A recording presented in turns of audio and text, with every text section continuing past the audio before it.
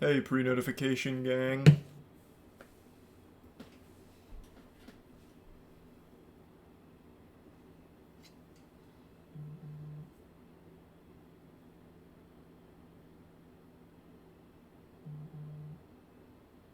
Coming along great, Rip.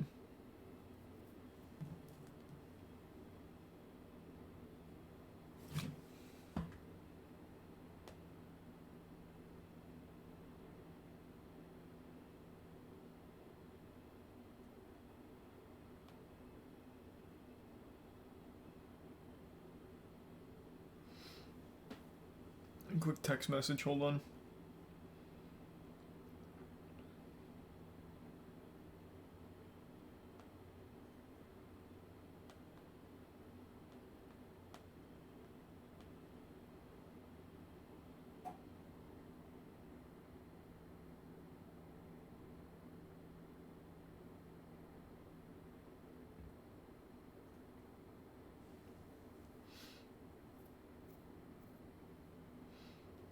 Fix the search spelling? What do you mean?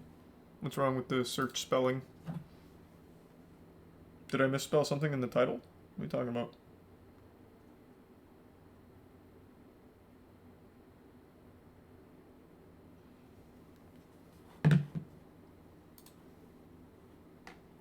Thanks to Resub Toad.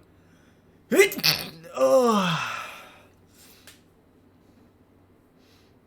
to Tier 1 Big Mac.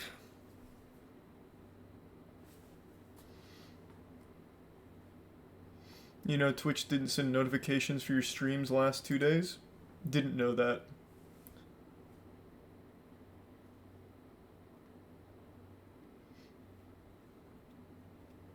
Thanks to Prime Donut. And the Tier 1 Chrome. The resub Icarus. And Ungodly.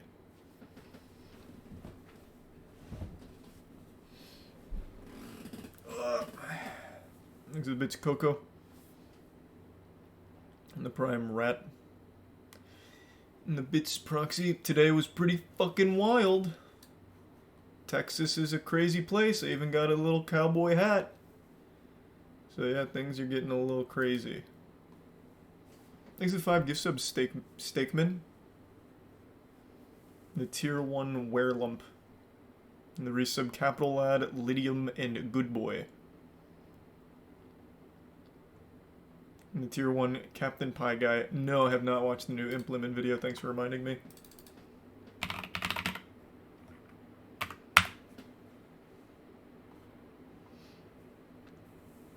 Thanks to Prime Voltany and the resub Bubba. And hey, Syriaxis.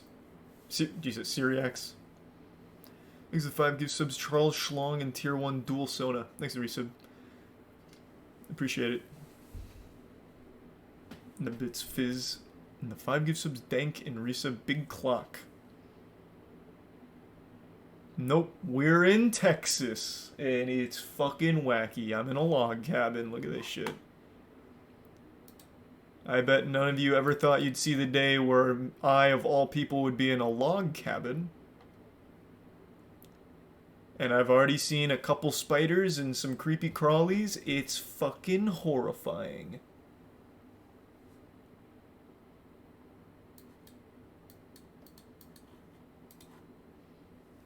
Thanks to Tier 1 Nick, and the resub, or the bits Chunky, Courtney, and Emma.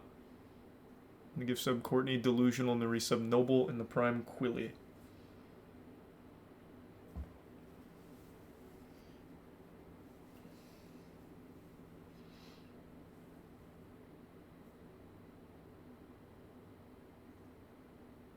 And the Tier 1 Memes. And the resub Desroy. Don't you live where alligators do? Yeah, but alligators don't just, like, end up on your, like, walls and shit. What do you mean? How does that have anything to do with bugs in the cabin?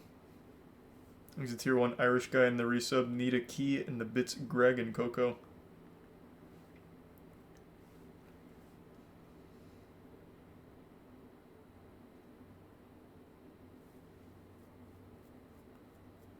You watching the Mario Sunshine video tonight? Yeah. Yeah, I will be. Thanks to the 2 gifts. Ooh. Thanks to 2 gift subs visored. And the tier 1 pack. And the prime raging. Or rain in the resub bird.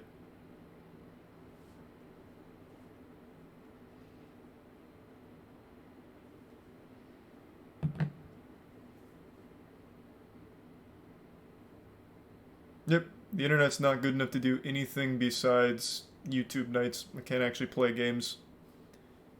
So, it's going to be YouTube nights for at least tonight and tomorrow. Thanks to Prime Amrezi and the resub Mech and Sling. And the Prime Joel and resub Turtle and Alex. And the bits Swag and the gift sub Thomas.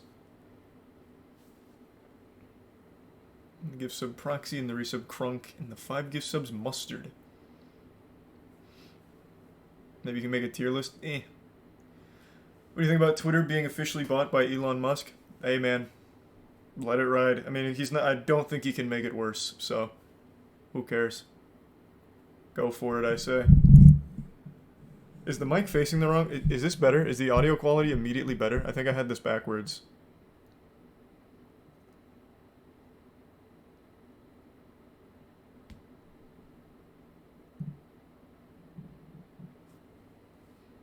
There's a tier 1 Charlie V Days and the tier 1 Tish and the prime Claude and the resub Nova Club Morum Mimic Dash and tier 1 Dominic. Is the Overwatch 2 beta public or did I need to sign up? Because I didn't. You can easily make it worse. What the fuck are you saying? What can he do to make it worse? I'm very curious. What could he possibly do? I had to sign up for it. Ugh. There's a prime Grawl and the resub Proxy.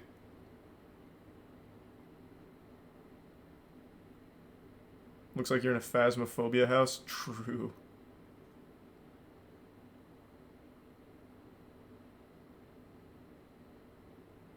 Get rid of all the porn. Isn't that the exact opposite of what he wants? He wants, like, less censorship or something, right? We already watched that one, dumb. But hope you had a good day. Exhibits Kiko.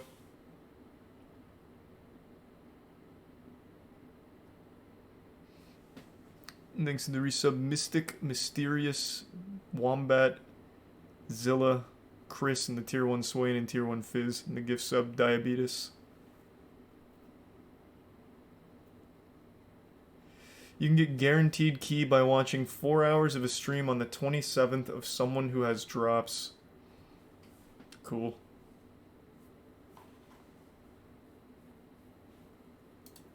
Thanks to the resub Excalibur. And the bits Beta and Coco. Amber Heard's lawyer objected to the answer. Amber Heard's lawyer objected to the answer to his own question. That's fucking epic. What a guy. Thanks to Prime Kaiju and the 2 gift subs Chili. Where's your cowboy hat? It's right up here. I don't feel like getting it. It's on that shelf though. I bet Elon has already banned that Jet Tracker account. I don't think so. I doubt it. Thanks to the gift sub. BHC. Quantum TV threatened Actman's mom. I saw the Twitter post. That guy is unhinged.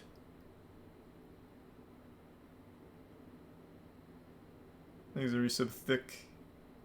Yep, I got the implement queued up. I've also got the World Record History Super Mario Sunshine. And there was one more I was going to watch and I totally forgot what it was now.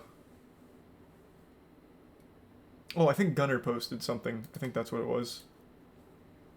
Let me see. No. Help!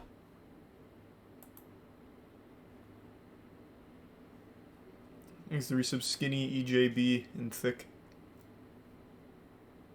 And Jetastic.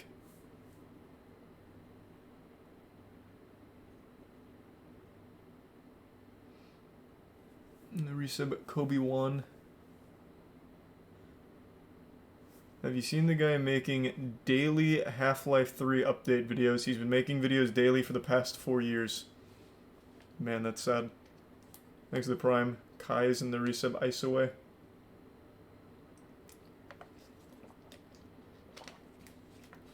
Hey, I'd love to play the Overwatch 2 beta tomorrow, but A, I don't think the Wi-Fi here can handle it, and B, I don't think I could get into it. Unless one of my friends has an account and was willing to let me play on it. Thanks to the resub master and the bits Chunky, Samuel, and Mac. Can you watch Roofman, the criminal who lived in the roof of a toy store?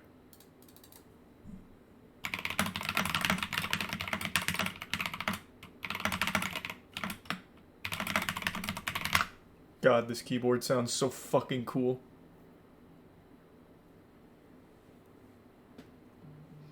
Thanks to resub 2, Paper Brick, Thermer, and Sickness. And Pirate, and Coffee.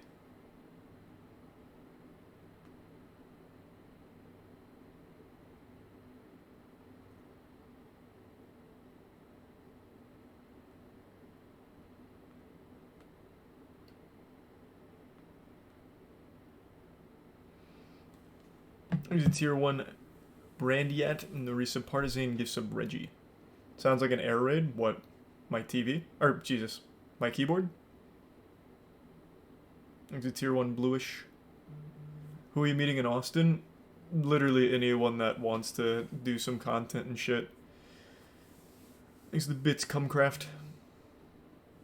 Did you like Raising Cane's? It was dreadfully overhyped, but it was good. People hyped up Raising Cane's like it was gonna rebaptize me, but it didn't. It was good. I don't think it was even better than like Chick-fil-A or PDQ. Thanks to the resub Blazin, Lunara, Otaku, Deloon, and Vinny.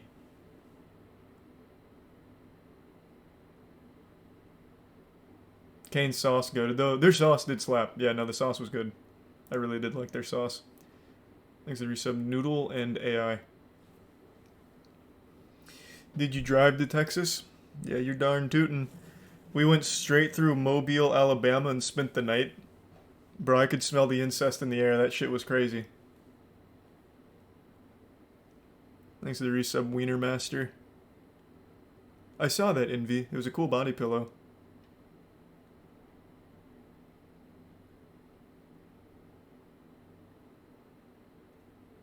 Louisiana more fun. Oh, don't worry. We went through Louisiana too. Thanks to the 5 gift subs, Mustard. Thank you, man. I've already seen the Star Wars Eclipse trailer. Alright, let's start with... Let's see Roofman. This sounds kind of interesting.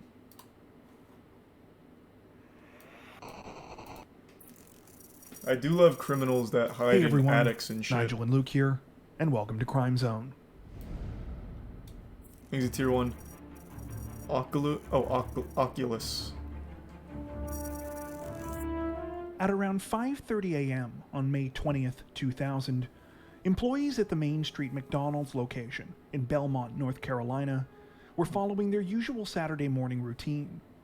It was just before sunrise, and they were preparing to open the fast food restaurant for the normal weekend breakfast rush.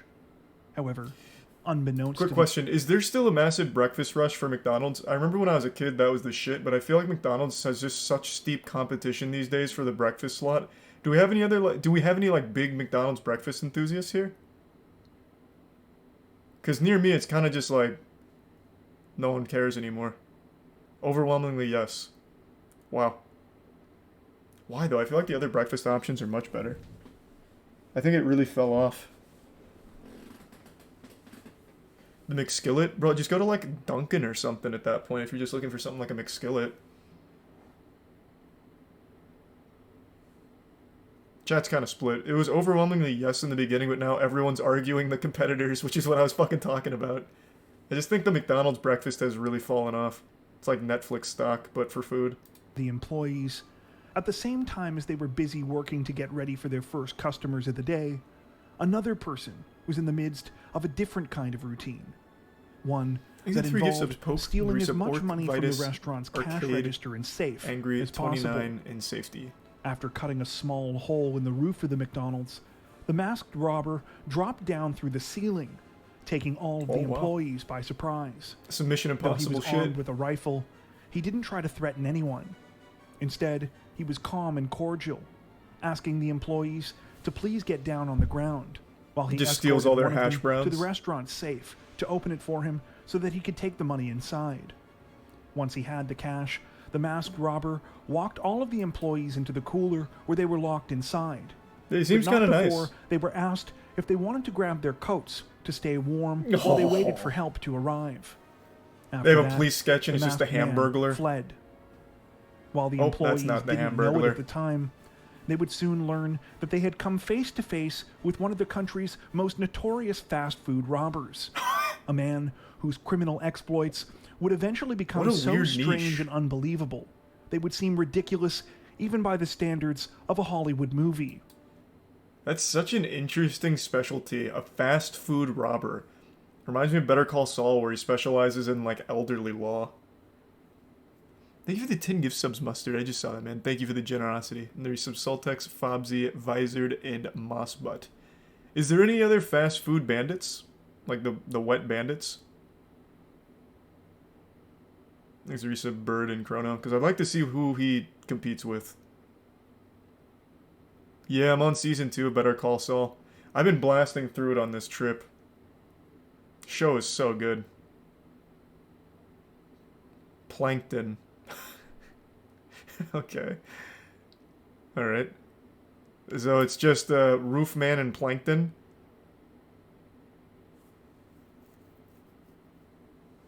Thanks the resub mint. Ooh, and the fat 20 gift subs Zap. Thank you, man. Thank you for the huge drop. I appreciate the generosity. I saw a video of 2 women stealing everyone's food inside a restaurant. Don't remember where, though. Probably McDonald's. Actually, I take that back. Probably Waffle House. Waffle House is a restaurant you go to and you're just looking for fights. And maybe, like, a waffle or two. Thanks to Prime Sun City. So this is basically the only fast food specialized robber is what I'm getting. This is the story of Jeffrey Allen Manchester, the so-called Roofman, or Rooftop Robber. Cool title. Before we get to the main part of today's story, we'd like to ask that if you enjoy our videos, to please remember to like and subscribe to Crime Zone for more true crime content like this. It really helps us to continue building the channel, and if you've watched a few of our videos already, you might not even realize that you're not subscribed. While you're there, don't forget to hit the notification bell as well, in order to stay up to date with our latest releases. Okay, with that out of the way, back to the video. While little is known about why Jeffrey Allen Manchester chose to turn to a life of crime, what we do know the better question is why turn to a life of crime for fast robber food? Known as Roofman, he lived what appeared to be a normal life. After graduating from Cordova High School in Rancho Cordova, California in 1991, Manchester became a sergeant in the Army Reserves and reportedly trained in a number of different areas. He received airborne training at Fort Bragg in North Carolina and air assault training at Fort Campbell in Kentucky, SEAL and was further trained as an artillery specialist. Some reports we came across also stated that he took several courses involving the operation of military vehicles, including a 6-week course to become a watercraft operator at Fort Eustis in Virginia. Wow.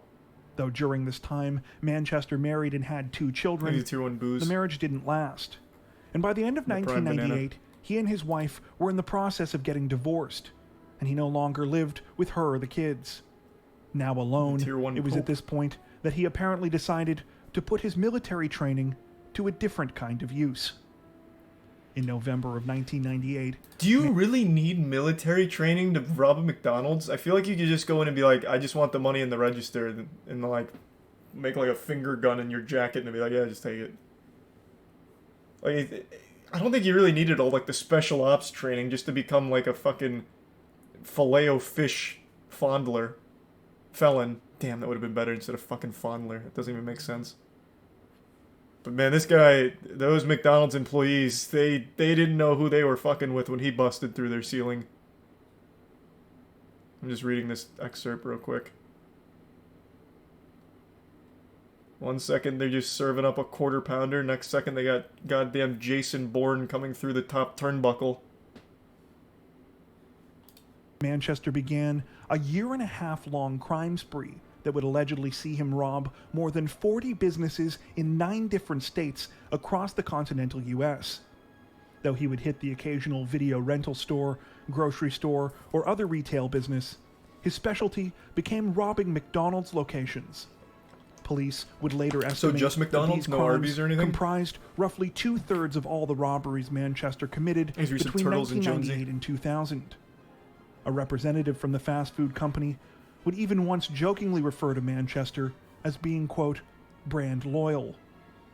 That's While cute. the bulk of Manchester's robberies were committed in California, he would eventually hit McDonald's locations in Nevada, Oregon, Minnesota, Massachusetts, Maryland, Virginia, and both of the Carolinas, making off with an estimated $100,000.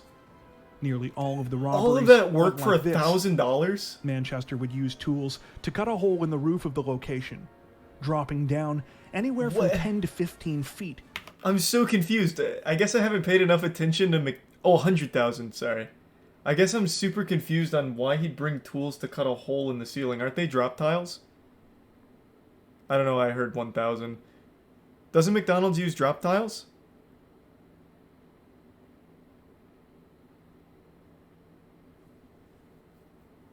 Not all of them?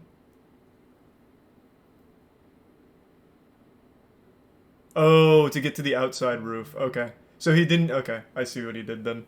This man literally cut through the top of the outside roof. I thought... What I would have expected is he'd go to the roof and take like a service exit, like a service hatch, and then bust in through the drop tiles. I see. Okay. So he was a step ahead.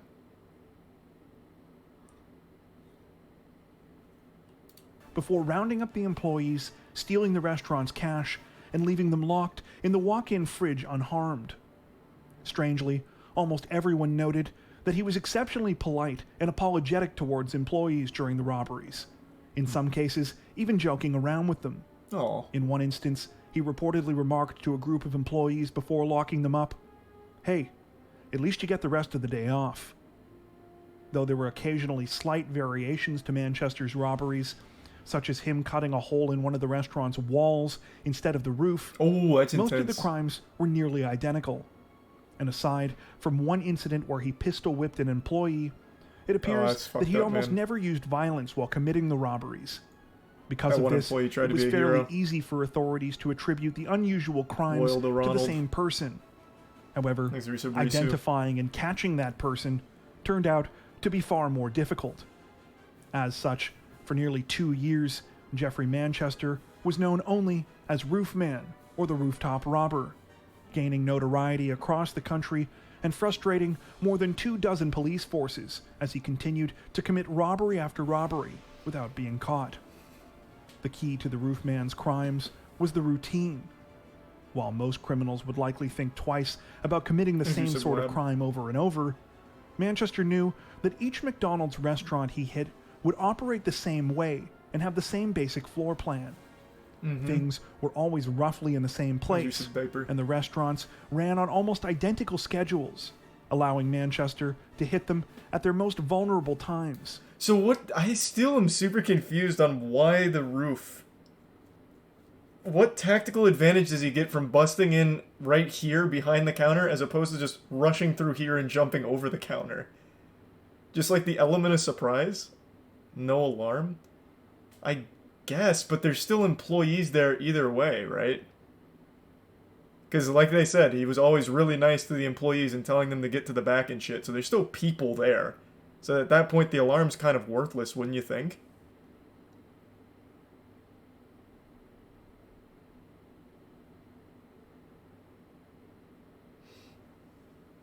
Because of no surveillance? I guess if he exits through the roof too, yeah. I don't think... Well, I imagine they'd have cameras inside, right? Maybe not. Either while they were closing up for the night, or while they were opening up first thing in the morning. That being said, not all of the Roofman's crimes were perfect. During his very first attempt at robbing a McDonald's in Folsom, California, he cut a hole in the roof and dropped inside, only to discover that the restaurant was closed for the Thanksgiving holiday. Oof. Sometimes police would find tool marks on the exterior of locations where the roof man had obviously started a robbery but had needed to abandon his attempt for one reason or another. There were also a fair number of close calls with police. In one instance, Manchester needed to fire his gun at a door to make a last-second escape. In another, he reportedly jumped off a roof and over a fence before managing to get away on foot. The roof man would finally be identified and caught on May 20th, 2000, shortly after committing the early morning robbery at the Main Street McDonald's in Belmont, North Carolina, that we described at the beginning of the video. It turned out that Manchester had made two crucial mistakes. The first mistake was the result of hubris. The Main Street McDonald's was actually the second one that he had robbed that day.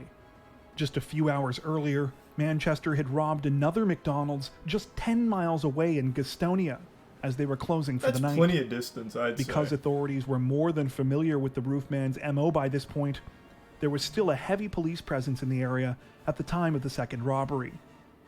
Manchester's second mistake was not properly securing the cooler at the Belmont robbery. As a result, the employees managed to get out much quicker than he had anticipated and alerted police to the second crime. Exhibits dumb. After being spotted heading towards a getaway car in a nearby church parking lot, police chased Manchester into the woods. When they caught up to him a short time later, he was still carrying his rifle, as well as a nylon bag containing drills, pry tools, hammers, and all of the cash he had stolen from the two McDonald's locations. True to his reputation, Manchester didn't put up a fight when cornered by officers, instead telling them, quote, "You guys did a really good job today." With Manchester's arrest came a flurry of news articles announcing that the notorious roof man had been identified and caught. According to these reports, investigators were eventually able to link him to crimes beyond just the two robberies in North Carolina by looking at his travel records with the military. It turned out that many of the roofman's robberies had stopped in certain states when he left, only to start in others just as he arrived for military assignments or training exercises. Though it's unclear just how many of these robberies Manchester was convicted of, he was ultimately sentenced to 45 years in prison on charges ranging from robbery with a dangerous weapon to kidnapping, possession of burglary tools, and breaking and entering. Yeah, I guess it makes sense. While this initially appeared to be the end of the roof man, little did anyone know that his story was far from over. Really? He busted a hole out of the prison cell? Following his conviction at the end of 2000, Jeffrey Manchester was sent to the Brown Creek Correctional Institution, a medium-security prison located in Anson County, North Carolina. For nearly the next 4 years, Manchester played the part of a model prisoner. A search of his inmate records lists 0 infractions during this time, and his good behavior earned him a position in the prison's metal shop. However, as much as the roof man gave the appearance of quietly serving his time, he had no intention of completing his full sentence. Instead, he had been using the same skills of observation that he had used to commit his robberies to find blind spots in the prison security. This included familiarizing himself with the comings and goings of prisoners, the shifts and schedules of guards, and any vehicles that made their way in and out of the prison grounds. Finally, in the summer of 2004, he was ready to make his escape. 2004 was the key to crazy Manchester's plan was his job in the prison metal shop.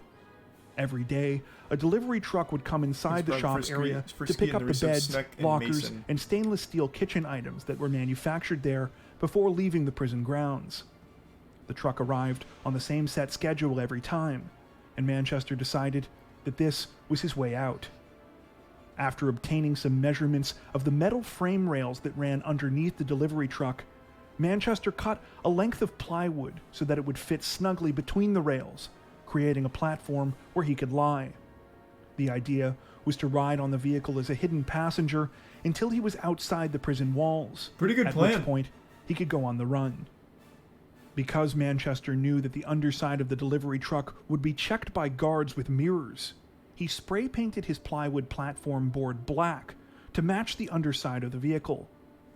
Some reports we came across Not also bad. state that he completed the illusion with a couple of additional pieces of spray-painted cardboard, so that his head and feet couldn't be seen at either end. Finally, Manchester Is the recent brand reportedly in the chose Biz to popcorn execute his recent plan on a rainy Huzzah. day, meaning that guards were less likely to thoroughly check the underside of the delivery truck. On the afternoon of June 15th, 2004, Now the roof Jeffrey man can be Manchester anywhere. put his plan into action and escaped from the Brown Creek Correctional Institution, making him the first person to do so in the facility's 11-year history. Hey, that's pretty Once good. again, Well, 11 the years roof isn't man super long. was That's still free. good. Though authorities suspected that Manchester might try to head back to his home state, Convicted kidnapper and break-in artist considered dangerous. Hey man, he's not a kidnapper. He just put them in a freezer at their own workplace. I'd say that's more like a kid mover. Like a slight relocator. This is a big article though. I was going to read most of it, but I thought it was just a blurb. This is kind of like a full write-up. This man really was at large. Hold on, give me 1 second though. Let me send a quick text message.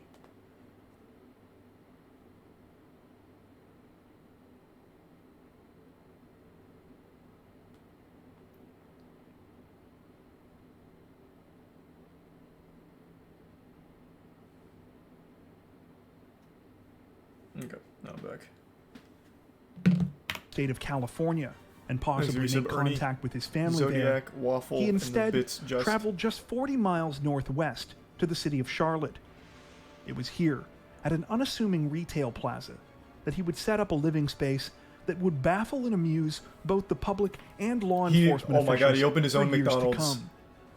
A For his new franchise owner. home, the roof man chose a Toys R Us store located in a complex called the Triangle Shopping Center, Nice. just off of Monroe Road. He hid out How in a fitting. small cubbyhole area he made for himself behind a bike rack in the store. The rack was conveniently located up against one of the store's walls, allowing him to do what he did best: cut and tunnel out more space for himself so that he could remain out of sight. Thanks for 5 gifts For to the Tony first Tony. little while, the Prime Sleepy. Manchester Gifts of Waffle. only dared come out of his secret hideout at night when the Toys R Us was closed. However, being that he was in a toy store, he found plenty of things to occupy himself with. He raced remote control cars on the roof in the middle of the night, rode bikes around the store for exercise, and managed to get most of the nourishment that he needed by stealing and eating baby food. Toys As R funny Us had all kinds of snacks. He didn't need baby food. I remember back in the heyday at Toys R Us, you could get like fucking pounds of Doritos and shit. My man's over there just eating like meat sticks and apple mush when he could have been feasting on Doritos and Oreos. This man just said, fuck it, I want the Gerbers. Thanks for some Dreadnought in the Prime Elbow. This actually seems like something out of Codename Kids Next Door. Like one of the villains infiltrates a toy store that the kids are shopping at in order to torment them and scare them at night. Man's actually the boogeyman at the Jeffrey's Play Palace here. As this all may seem, the roof man hadn't chosen a Toys R Us as his home simply for his own amusement. His real intention was to pull off a major robbery at the location. Of a toy To this store? end, What? he decided that there was no better place to plan the heist than at the scene of the crime itself. As weeks passed, Manchester continually cased the store, establishing the routines of employees and security guards looking for blind spots. Thanks to Tier 1. To aid Kit him in Kat, his scheme, Nerissa he set up Bowles, and baby Ghosty. monitors so that he could watch things in the store remotely, and even began secretly changing the schedules of employees and security personnel to better align with his plans. Wow. However, like with the roof man's Okay. previous criminal escapades, the longer he went without being caught, the bolder New he became. manager. Obviously unsatisfied by his constant diet of baby food, a couple of months after he escaped, he was regularly eating lunch at a nearby Red Lobster and had actively started getting involved in the local community. By October, Manchester had joined the Crossroads Presbyterian Church, which was conveniently located just a few hundred yards away from his Nice. Toys R Us hideout. He Very introduced nice. himself as John Zorin and soon became an active member of the congregation. He even started dating a woman named Lee, who he had met at one of the church's singles events. Lee was attracted by John's generosity, sense of humor, and kindness, and was impressed that he wanted to spend so much time hanging out at her apartment playing games with her and her 3 kids. Of course, the truth was that their dates could not have ended at his place, since he was living behind a bike rack at Toys R Us. Well, it sounds like he could have When upgraded. asked about why they He never was just a spent the normal night at member his of the place, community. Manchester reportedly told Lee that he had a government job that he couldn't tell anyone about, and that his accommodations were in a sterile and uncomfortable office-type building. Smart. Though many might consider Lee gullible for believing this, I'm a secret it's agent, important babe. to point out that Manchester told this same story to everyone else that he came in contact with, and no one, especially those at the church, had any suspicions that John Zorin was anyone other than who he said he was. For his part, Manchester tried his best not to give them any reason to. He seldom He's a tier failed 1 to Astro attend and Wednesday Prime night Bible Jablinski. study. He volunteered There's to some get fart involved in the and church's drag. charitable work, and when the holiday season rolled around, no one donated more to the congregation's toy drive than he did. Of course, these toys were actually all stolen from the store where the roof man was Hey, hiding who's out. gonna miss the toys though, huh? Speaking of the holiday season, as the Toys R Us store became increasingly more busy in the lead up to Christmas, Manchester decided to make improvements to his living quarters in order to remain undetected. It was during this time that he realized he could tunnel directly through the store's wall into the adjacent unit, which just so happened to be an abandoned Circuit City. This time, the Maybe this guy is responsible for Toys R Us and Circuit City going under. After they found out that this man was living in their walls for... It's been almost a year, I think, now. They just got so fucking paranoid that the business started sinking. God damn. What a cool setup, though. That is like the most early 2000s shit imaginable. Like, that is your early 2000s shopping starting kit. Toys R Us, Circuit City, and Radio Shack. The only thing he's missing is a Blockbuster. Then he tunnels underground and goes right to Blockbuster or some shit. roof man truly went all out on his new home. In a hidden area under a stairwell, of Danny just on the Keelab, other side of the wall inside the Tackle, Circuit and City, Gray. he created what can only be described Watch Jujutsu as an Kaisen, 11-year-old Logan. boy's paradise. Though unfortunately, there are no pictures of Manchester's hideout that we Why could wouldn't find. there be? News reports describe it as a 4 by 10 foot sort of closet that had been painted to blend in with the wall. Inside, he decorated the space with posters, put up a mini basketball hoop, and brought in a DVD player. He also added more baby monitors to add to his makeshift surveillance system, and Holy even shit. installed a smoke detector and piped in water from the Toys R Us next door. What? Wait, Many how? report- How would nobody ever hear that? He piped in his own water line? How would he be able to successfully do that?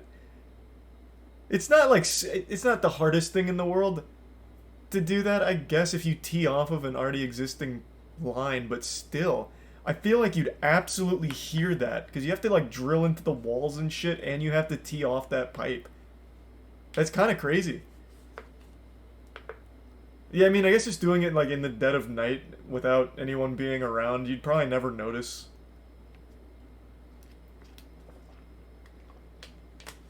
But I don't think it'd be something you'd be able to bust out in like a single night or anything like that. I feel like it'd be a job that'd be half finished for a while. Thanks to the resub Frog, Genghis Khan, the Prime Random, and Rorothy, and the resub Dog.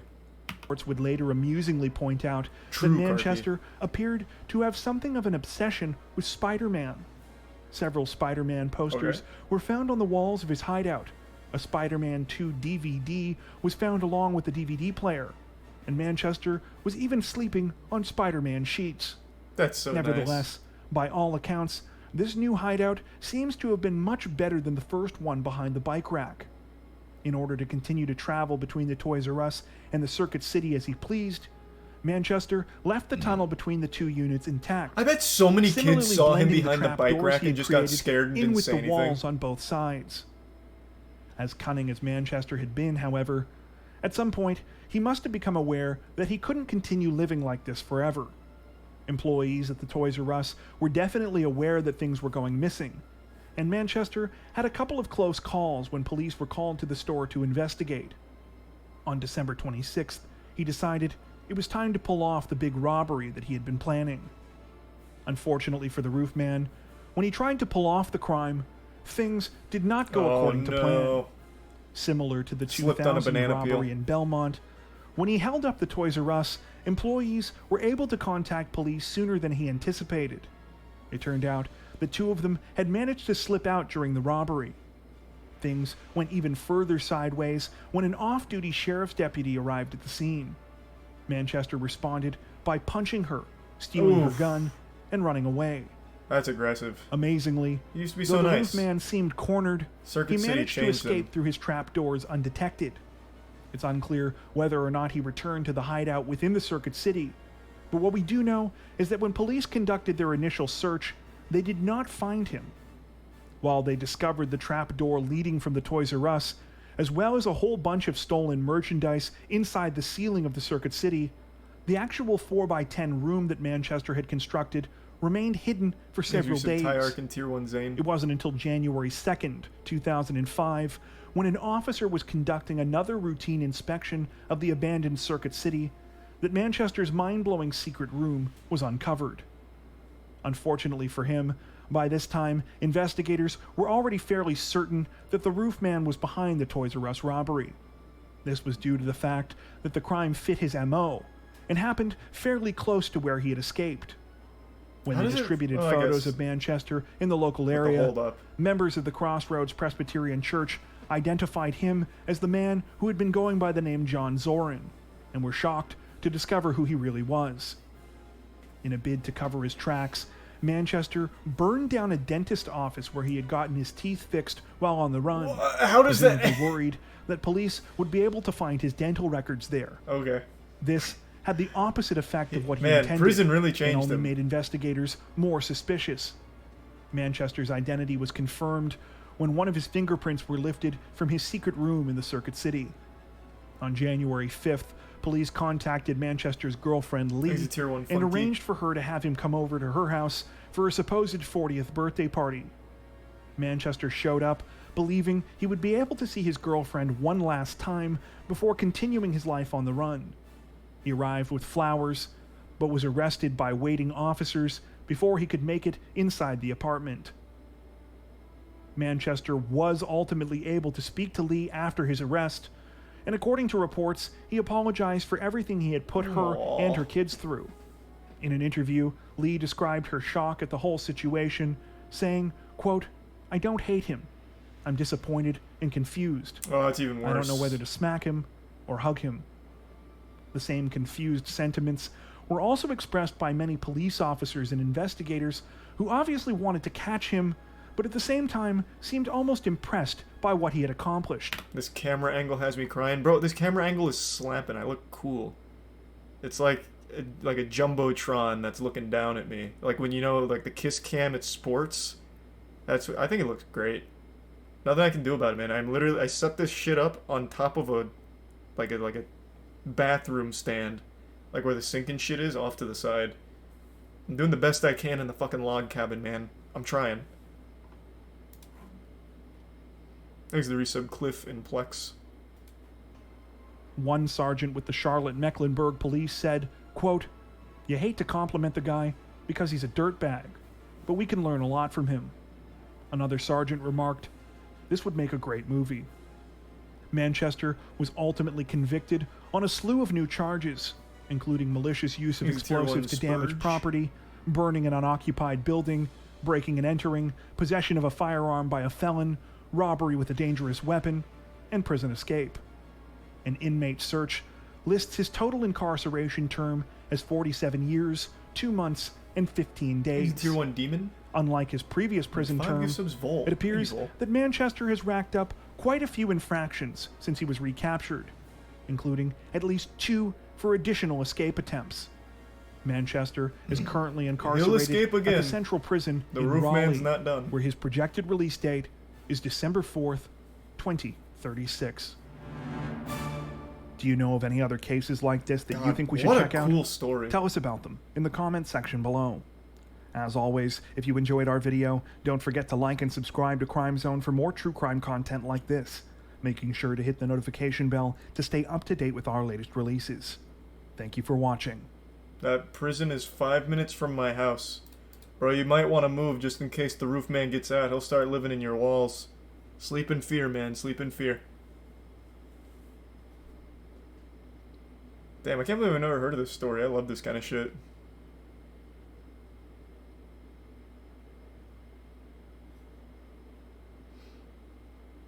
Nice.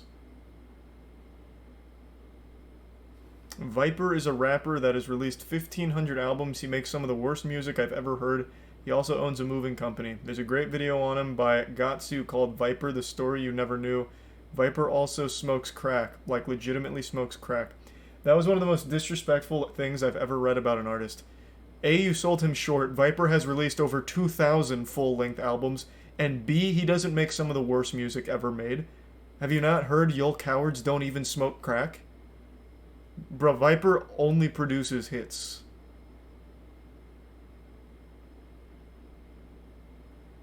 Thanks to the resub Spud in the Prime, Jackie and Brady.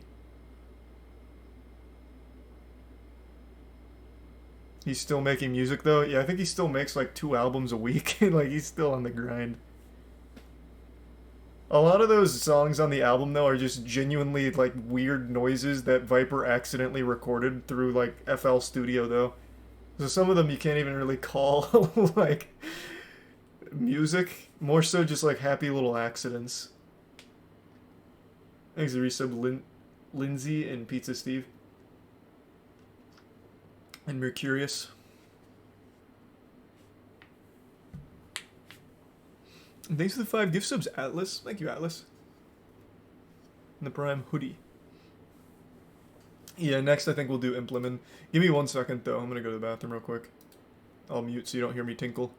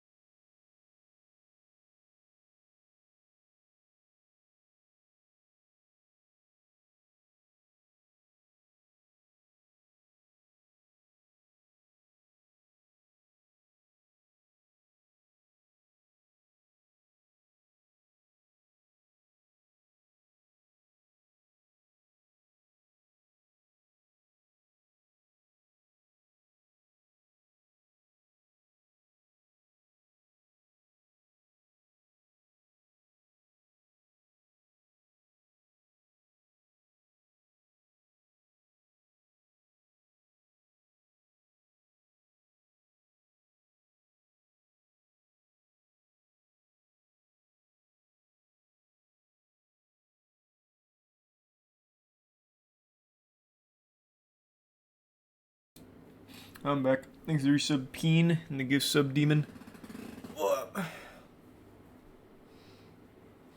No real opinions on BTS. I'm not a huge fan, but I also don't dislike them. It's fun music.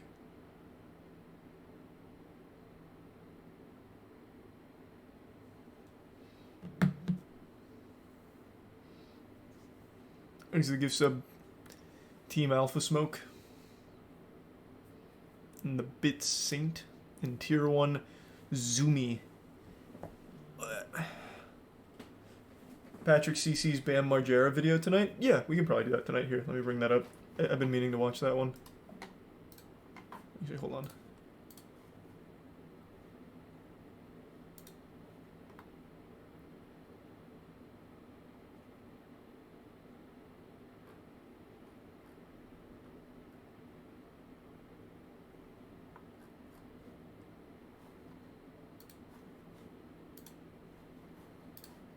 Okay.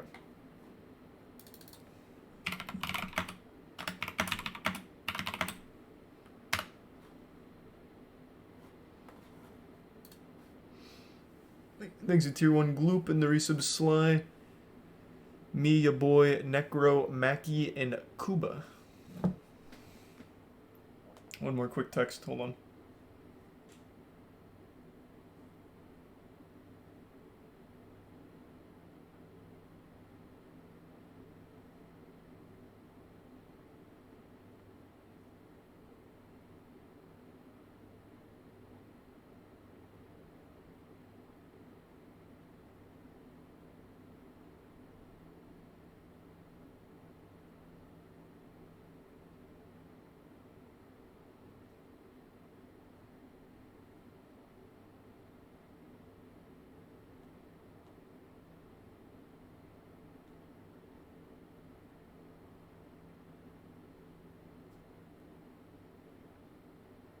Okay.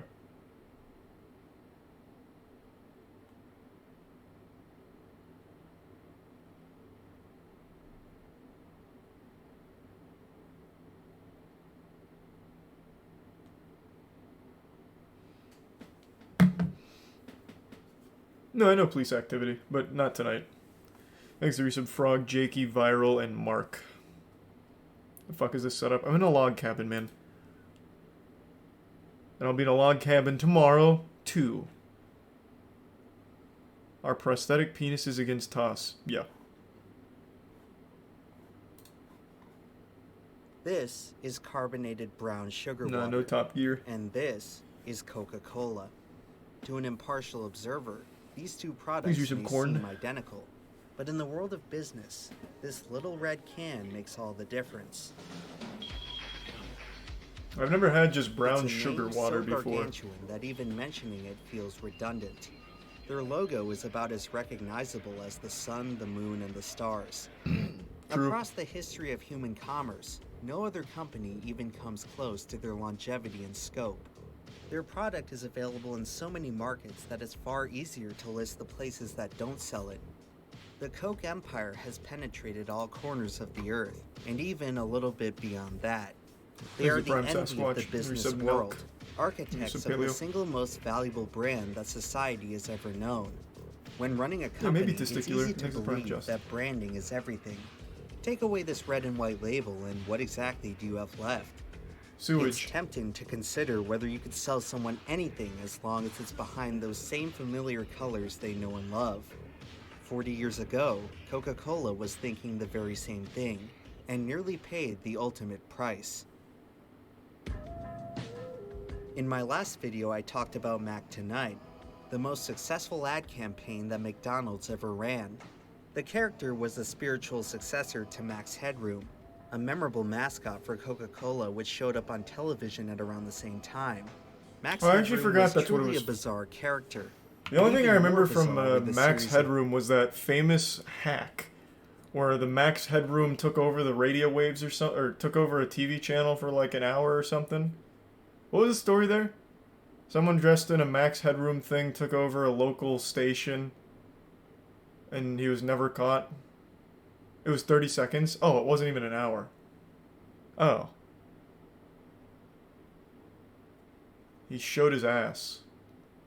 Man, what the fuck? I don't think he showed his ass. Happened in Chicago, never got caught. He did? He spanked his bare ass on TV. What? I don't remember that at all. How is that like the the one thing I don't remember from that, he really spanked his own ass? Huh. What do you know? Yeah, I don't remember that. I just remember him, like, taking it over and he was going... That's all I remember. I didn't know he fucking spanked himself. Of events which It's led the Prime to his Lysa, adoption. and the resub Dranged, and Lexa. It's the 1980s, and Laxus. Coca-Cola is quickly approaching its Thank you, 100th Paleo. year as a business. The company brass aren't celebrating, however, as for the first time that nearly anyone can remember, Coke is in danger of losing its title as America's favorite soft drink. Bitter rival Pepsi Cola has spent the past several decades slowly chipping away at Coke's dominant market share of the beverage industry. By 1985, Pepsi was on the verge of the unthinkable, overtaking Coke as the leading cola brand. The consumer market on which Coke had built their empire was rapidly changing. The health risks of soda were starting to be scrutinized, and aging customers had begun switching to low-calorie options like Diet Colas. This demographic shift meant that future sales of Coke's flagship product would have to rely on the younger generation, a generation who tended to prefer Pepsi. By the 80s, Really? Pepsi had already That's started so outselling shocking Coke to in me. supermarkets. So I'm pretty sure, I think the stat is what, Pepsi dominates in the north, Coke dominates in the south, right? Because I never met anyone besides my dad that liked Pepsi more. Because my dad loves Diet Pepsi.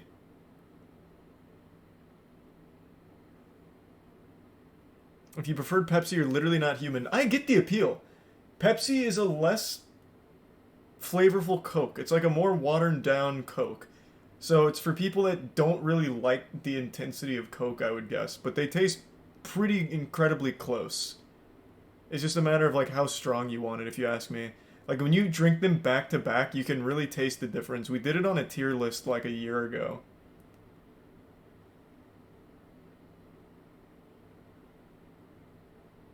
No, they really do. Pepsi is just a lighter Coke. Thanks to resub Screw and the gift sub Jade. But I know Pepsi is much more popular up north than it is in the south. So it always surprises me to hear that Pepsi was ever even competitive, but that's because I grew up in Florida. But I do know Pepsi owns more things than Coke outside of the beverage, right? Doesn't Pepsi Cola own like the majority of snacks? Like most of the snack foods are Pepsi Cola owned.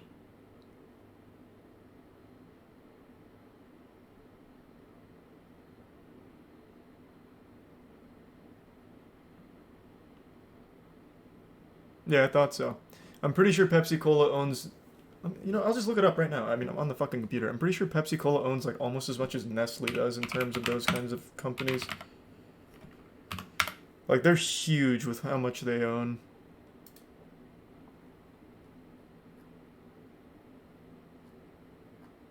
How about this? Maybe it'll just say how many brands. Largest PepsiCo brands based on 2009. Well, here's like a really good list of just like their big heavy hitters. Mountain Dew, Lay's. Wait, PepsiCo owns Gatorade? I thought Coke owned Gatorade. Doritos, Lipton, Cheetos, all the Quaker foods. So that's all of your bars and shit. Ruffles. I didn't know Ruffles were that popular. Coke owns Power. Who the fuck drinks Powerade? Is Powerade still around? Does that still exist?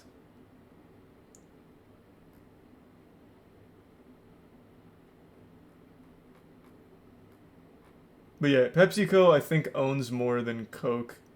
I still think Coke brings in more money though.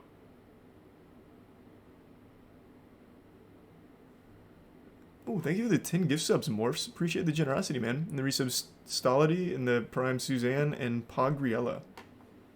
Powerade ain't that bad, you cucks. But why get a power? Just get like a fucking Gatorade or something if you're like that desperate. Why choose Powerade? That's like walking by every water brand and choosing Aquafina or Dasani. It's like, doesn't compute. Here, how about this? Pepsi Cola versus Coke. Owned assets, maybe?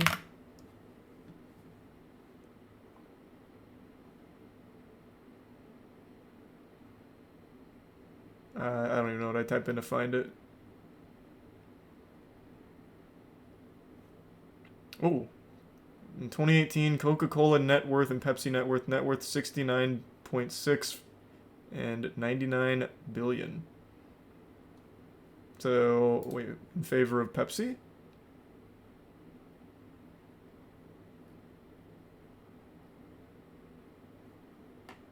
Yeah, I guess so.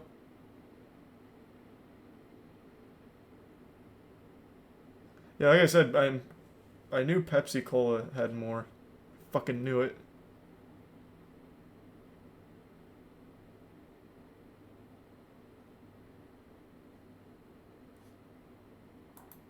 Nice. With Coke hanging on Thanks to for some the kibbles overall and lead through mayonnaise. restaurants and vending Yeri machines, in the prime. if Demon. the market trends continued, that lead wouldn't last much longer. However, Yeah, I was as wrong the about old who brought in masters more of the money. I thought industry, Coke still brought in Coke more money. wasn't going down without a fight. That fight would come from their new chairman, Roberto Goizueta. Although he took Thanks for over the the gift, so company grippy. reins at a very troublesome time, the Cuban-born magnate was no stranger to trouble. In the Thanks to 2 gift 1950s, subs, shortly Massacre. after getting promoted to head of Coke's Havana bottling plant, Goizueta defected to the United States in the wake of Fidel Castro's communist revolution.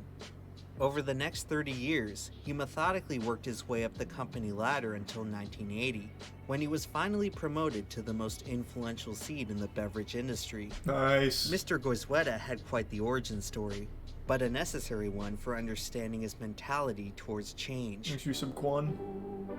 For decades, Coca-Cola had marketed their product on tradition and permanence. They had built a mythical aura around their elusive secret formula, the very backbone of the company's monumental success. The formula's lineage could be traced all the way back to its inventor, John Pemberton, who then sold it Used to to use company real founder cocaine. We Asa looked that up. Candler. That was true. Within a decade, the Coke formula was selling in every American state, becoming the eminent national beverage by the turn of the 20th century. Not long afterward, company president Robert Woodruff would extend the taste of Coke to the rest of the world, ushering in the most dominant period in company history. By 1948, Coke controlled an estimated... Oh, here we go. So I did a little research, and Max Headroom didn't spank his ass. It was the TV signal hack that had a look-alike spank his ass. Oh man, that's what we're talking about. We're talking about the hack. I didn't remember him ever spanking his ass. Obviously, like, the actual Max Headroom didn't, like, go on TV and spank his ass. It was the guy that hacked it as Max Headroom. That's what we were talking about.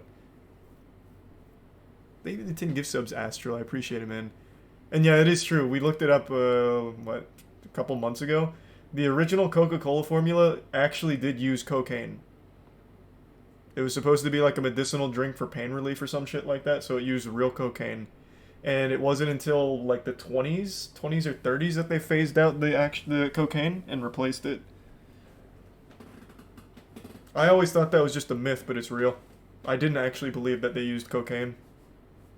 60% market share of the beverage industry, distributing their iconic product on a global scale. Millions of customers across hundreds of countries, all enjoying the same formula that had remained virtually unchanged for nearly a century. It was Coca-Cola's golden goose, the real thing. Altering it would be like rewriting the Bible. And that's how the company thought, until Roberto Goizueta became chairman. By 1984, the company's mighty 60% market share had shrunk to just over 20%. Decades of complacency had allowed Coke's competition to get back in the race, and Goizueta was poised to put a stop to it. After becoming chairman, he boldly announced that there would be no more sacred cows in the company philosophy. In the next few years, he followed through on that claim by introducing 2 landmark products, Diet Coke and Cherry Coke. It was the first time the company had debuted any new product under the Coke name. While both options proved to be quite popular, they only sought to further compete with the company's flagship product, which was still losing ground to Pepsi. Carrying the pride of one of America's most revered institutions, He's Coke was Resubrac, left the Prime with no Plastic, choice. the Bits Massacre. In a time of Cold War tensions, Roberto Goizueta had to resort to the nuclear option. Oh, what a time. It's gonna be Pepsi now. A winning taste is Pepsi. It's gonna be Pepsi now. Damn, this advertisement kind of slapping. What a jam. A major factor behind Coke's declining market share was an ad campaign known as the Pepsi Challenge, a blind taste test between the two colas that appeared to show an overall preference for the sweeter flavor of Pepsi. While not exactly scientific, the campaign was undoubtedly successful at persuading many consumers to switch to the blue brand. This led Coke to conclude that the only way to stop Pepsi was to beat them at their own game. It was then when Coke's senior executives commissioned a secret assignment known as Project Kansas, where company scientists were tasked with concocting a superior Manhattan formula. Project. Soon enough, they had synthesized the ultimate flavor, one that could consistently beat both Pepsi and the original Coke in a taste test. With a potential new juggernaut on their hands, the company was now faced with a tough decision. They could release the new drink as a standalone product, and risk further diluting the already crowded Coke lineup. Or they change the they formula. could do the unthinkable and replace the cornerstone of their entire brand. Ultimately, the choice was up to Roberto Goizueta, who would look to his past for guidance. Years earlier, when he was in charge of He's a Caribbean mover. distribution, He shakes Goizueta things had up. successfully boosted sales by slightly tweaking the Coke formula. He had already once committed the cardinal sin, but perhaps he saw it as a virtue. For Goizueta, the choice was clear. Coca-Cola, the product that he had sold for his entire adult life, was on the way out. And so the Coca-Cola company was set to make the single ballsiest move in the Thanks, recent entire captain, history the of Prime their Vince. business, replacing the very thing from which they were named. As the story goes, shortly before the launch, Roberto Goizueta sought out the blessing of his predecessor, Robert Woodruff, the man who had built Coke into the behemoth that it was. No one knows for sure what Woodruff really thought about the decision, because he wouldn't live to see it happen. Oof. In March 1985, Coca-Cola's most legendary executive passed away at the age of 95. 1 month later, the company launched New Coke. The events that followed were not nearly as sweet as they had hoped. Uh-oh.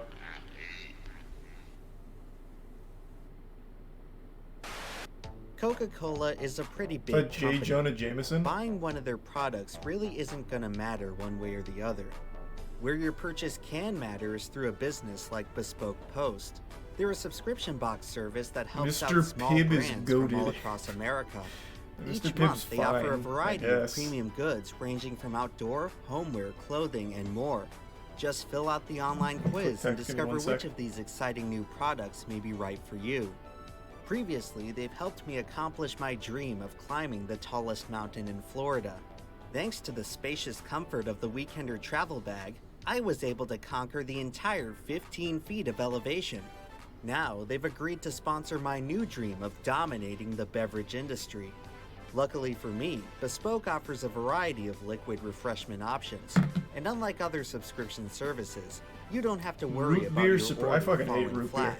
I'll tell you right Bespoke now, I makes just fucking sure hate you root beer. get the real thing. Thanks for resub, Each Scooby. month, you can preview your box, and if you don't like what you see, you can either swap it with something else or skip the month entirely for no charge. Yeah, I just don't like it. I For just my don't like brewing root beer. purposes, I use the cask box Never to have. help me reach the bottom of the barrel in nutritional value.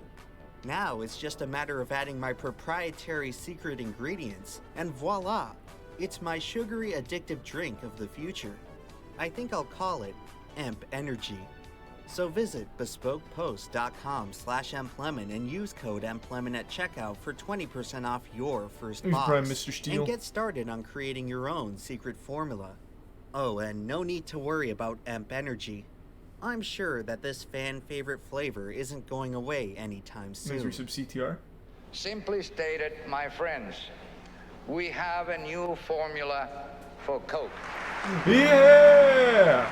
Whee! Well, the Oh my real god, wait, this thing was is if- 1985? Wait, that wasn't that long ago, like, relatively speaking. I thought this was gonna be, like, much earlier. I guess that didn't hit me till right now. 1985 is kind of like late into the game to change the For a formula. real change these days, Coca-Cola is altering its 99-year-old Maybe just secret a group. recipe. On April 23rd, 1985, new Reset Coke Pablo. was rolled out nationwide. Over the next 2 weeks, the remaining supply of the original formula would be phased out of supermarkets and restaurants. The change was paired with an immediate Bill new Cosby! marketing campaign from company spokesman Bill Cosby. Initial sales of the product aged appeared very well. promising. Early data I love from this select new formula. markets were in line with projections. Really hides Roberto the Goizueta drugs. confidently Yes, stood by his no new more product, pudding. already touting his decision as a success. The celebration was a tad premature, however, as trouble was brewing beneath Coke's triumphant hubris. Soon afterward, the company would find themselves struggling to stay afloat in a tidal wave of backlash, one that spawned right in their own backyard. There's a prime Yerbic Potato and the resub got your back and Maddie. Across its entire operational history, We're in Texas right now. Coca-Cola has So I'm been in a log cabin. headquartered in or near Atlanta, Georgia, the heart of the American South. It's a part of the country which prides itself on a distinct regional identity, one that often runs contrary to the rest of the U.S. For generations, many Southerners considered Coca-Cola as hallowed as barbecue in college Yeah, football. I told you, Coke was always big in the It is their bona South. fide beverage of Much choice, more than Pepsi. so much so that to this very day, many Southerners still use the word Coke to refer to all soft drinks. For as long as they've been in business, Coca-Cola has relied on the South as a sales stronghold. The fierce brand loyalty of the region may have led to complacency among Coke leadership, who developed an expectation that Southern customers would welcome any change with open arms. Following the release of New Coke, this assumption would be proven dead wrong. Shortly after the switch, the prevailing sentiment in the South was one of abject betrayal. For many, it represented yet another pillar of Southern tradition that had been surrendered to the What? Yankees. What? Announcing the product smack dab in the middle of New York City certainly Okay. didn't help this perception. How does that make With any the change, sense? Coke had effectively alienated their most die-hard supporters. Emotions among the former faithful ranged from indignant to irate. More than 40,000 letters of protest quickly piled up in Coca-Cola's office mailbox. The Coke hotline was inundated with thousands of distraught callers per day. A company hired psychiatrists who some listened Lancer. in to some of the messages observed some customers acting as if they had lost a family member. Needless to say, the reaction was much more severe than what was anticipated. Questions immediately loomed as to why the company didn't bother to run more tests in their home market. What little testing Coke did do in the South revealed a narrow preference for the new formula. Company leadership saw this slight majority as justification for the change. What they failed to consider, however, were the 10% of respondents who were vehemently against it. In a controlled survey, people can't influence each other's opinions, but in the real world, it's not that Maybe simple. some paradox? While most people were ambivalent about New Coke, those who disliked it really disliked it. This vocal minority would end up tarnishing the new formula in the eyes of the entire general Damn, public. people have always wanted to protest like Even if anything, the I average guess. consumer didn't you personally some mind Moose the Man? switch, they likely knew someone who did. This common circumstance led to frequent cases where drinking New Coke could potentially place someone in an awkward social situation. For many, it was simply easier to avoid judgment and order something else. The influence of peer pressure would start to significantly impact sales, as consumers were now hesitant to embrace a product which so many found undesirable. All of a sudden, Coke was facing a major problem, one that extended far beyond the South. People from all across the country were starting to get the impression that for the first time anyone could remember, a Coca-Cola product had missed the mark. New Coke and the swelling controversy behind it had become a national fascination. There's a saying in business Thanks that a big all tier 2, publicity is Moful. good Thank you, man. publicity, The Prime but for Onion. Coke's new formula, it was simply not the case. Is Coke nervous? Not at all. We've never had more fun in our life. This wasn't a frivolous decision. It's something that we Amazing Prime have Kansas. worked on, John, over the last 4 years. In the weeks after the debut, New Coke had become easy fodder Hey, for I know that late-night comedians and guy. bored journalists. David Letterman. I know him because that clip of him eating Jennifer Aniston's hair and being super creepy keeps floating around every week now.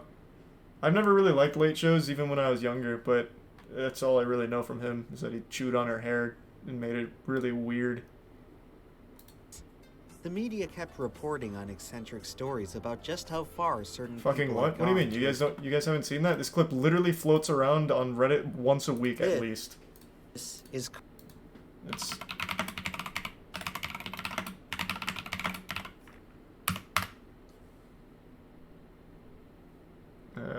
Where's just like the highlight? I think it's this. Yeah. Now, when you go out, you're probably swarmed by people, overwhelmed by people wanting to come up and visit with you and be with you and take your picture and stuff.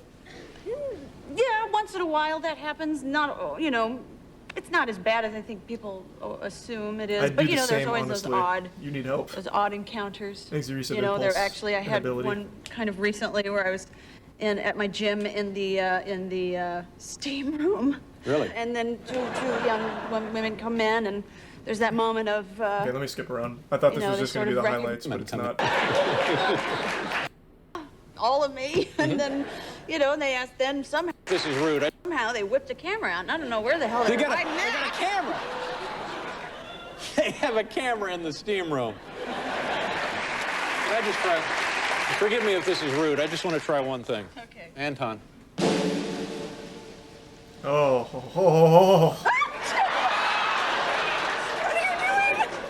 oh yeah. Come on, David. What are you doing? Yeah.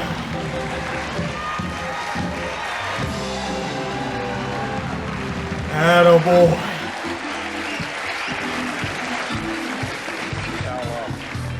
Yeah, this is pretty much all I know of David Letterman.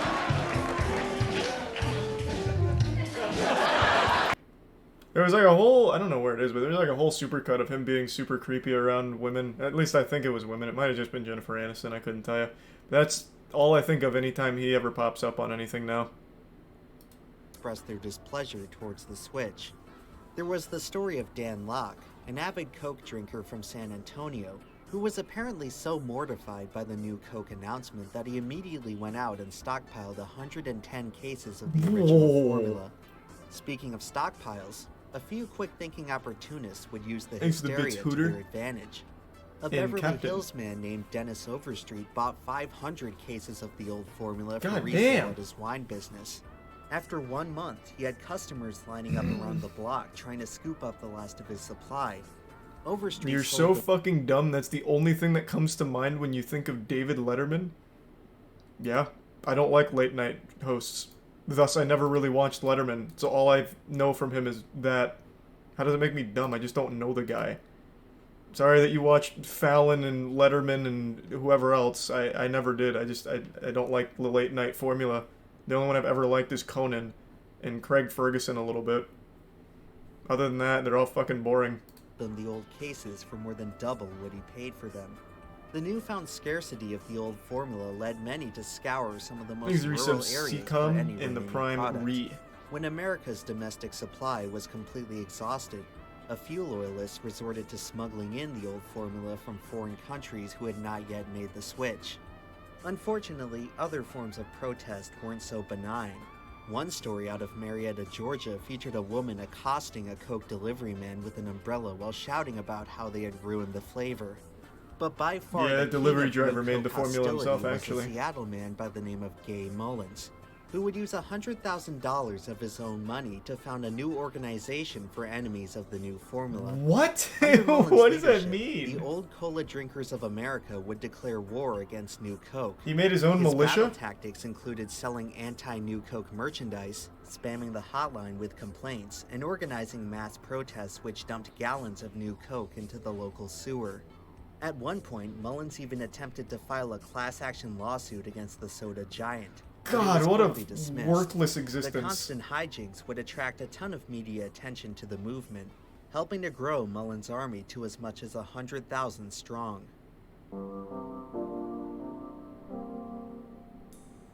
Is there a box While acts of dissent were small in scope and petty in nature, their influence was tremendous. Together, these minor demonstrations effectively counteracted millions of dollars of Coca-Cola marketing. For as much as Coke tried to salvage the image of their new product, the American public was sticking to their own narrative. It was only a matter of time before everyone saw New Coke as the most despised beverage in the nation. To make matters even worse, New Coke had crossed the threshold where it was simply fun to hate.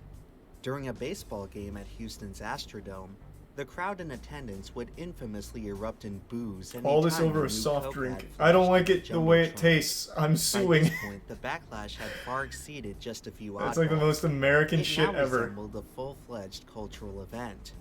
Part of the morbid curiosity that attracted people to the controversy was tied up in the novelty of seeing such a powerful company struggle. Coca-Cola was supposed to be the shining example of American excellence. They almost never slipped up, so when they did, people made sure to let them know about it. Lots of people who didn't even necessarily care about the product found entertainment value in rallying against a Goliath Is it good corporation sub? who had Chicken? fallen a bit too far out of touch. Resub. For many, New Coke became an issue Geist? of patriotism, with one Alabama reporter It's even cheese. insinuating that the whole idea was a communist plot to destroy a champion of American ingenuity. This theory wouldn't quite hold up after Fidel Castro, a longtime Coke drinker, published his own comments bashing the new formula. Ironically, Castro had arguably set off this entire series of events in the first place by launching Roberto Goizueta on his journey to becoming the head of Coke. After watching his bold decision catastrophically backfire, Goizueta's ultimate humiliation would Quick come text. from the words of his father, who told him that the release of New Coke was the only time he ever agreed with Castro. In the first month after release, Coke's management remained committed to their product and tried to weather the storm. But by the He's end a of prime May, fireman. the situation was quickly becoming untenable. First, they said they were the real thing. Then they said they were it. Then kablooey, they changed. Kablooey, huh? Now, I'm gonna try my first Pepsi. The Kablamo. company's strategy to poach business away from Pepsi was backfiring spectacularly. Shortly after New Coke hit store shelves, Pepsi saw a 14% sales increase, the biggest in their entire history. In mid-June, when soft drink sales typically rise, New Coke sales remained flat. Internally, Coca-Cola's officials were starting to panic. Amid complaints I don't know over the why, everything's flavor of going the pretty new well. Product, the company would quietly alter the formula yet again, this time adjusting its acidity. It was clear that Coke's leadership were Resub Bug losing and faith Smarty. in their vision. A few executives had already begun suggesting a return to the old formula. The last hope for New Coke was the product catching on in foreign markets. But after seeing the fiasco taking place in the US, Coke's international distributors wanted no part of it. Domestically, the company's own bottling partners were on the brink of revolt. New Coke was now threatening to dismantle the very structure of their business. Damn. With no other options, the company swallowed their That shit must pride have tasted and like submitted ass. to the will of the people. But one of us looked at the other and said, "What are we doing? what are we doing here?" In the latest battle of the Cola Wars, Coke says it's bringing back its old formula. Within the next several weeks, the original taste, which many people in the country apparently missed, will be available again. I wonder, can you still get New Coke? I want to taste it. I can't imagine it tasted that different. Like, it was probably just like a marketing ploy from the start.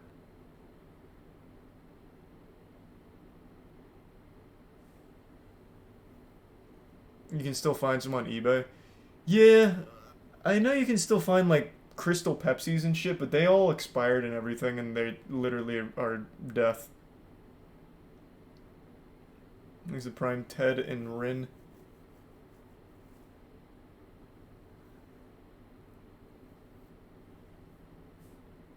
I was just wondering if there was like anyone that somehow got the New Coke formula and remade it, because that'd be the only way to be able to do it.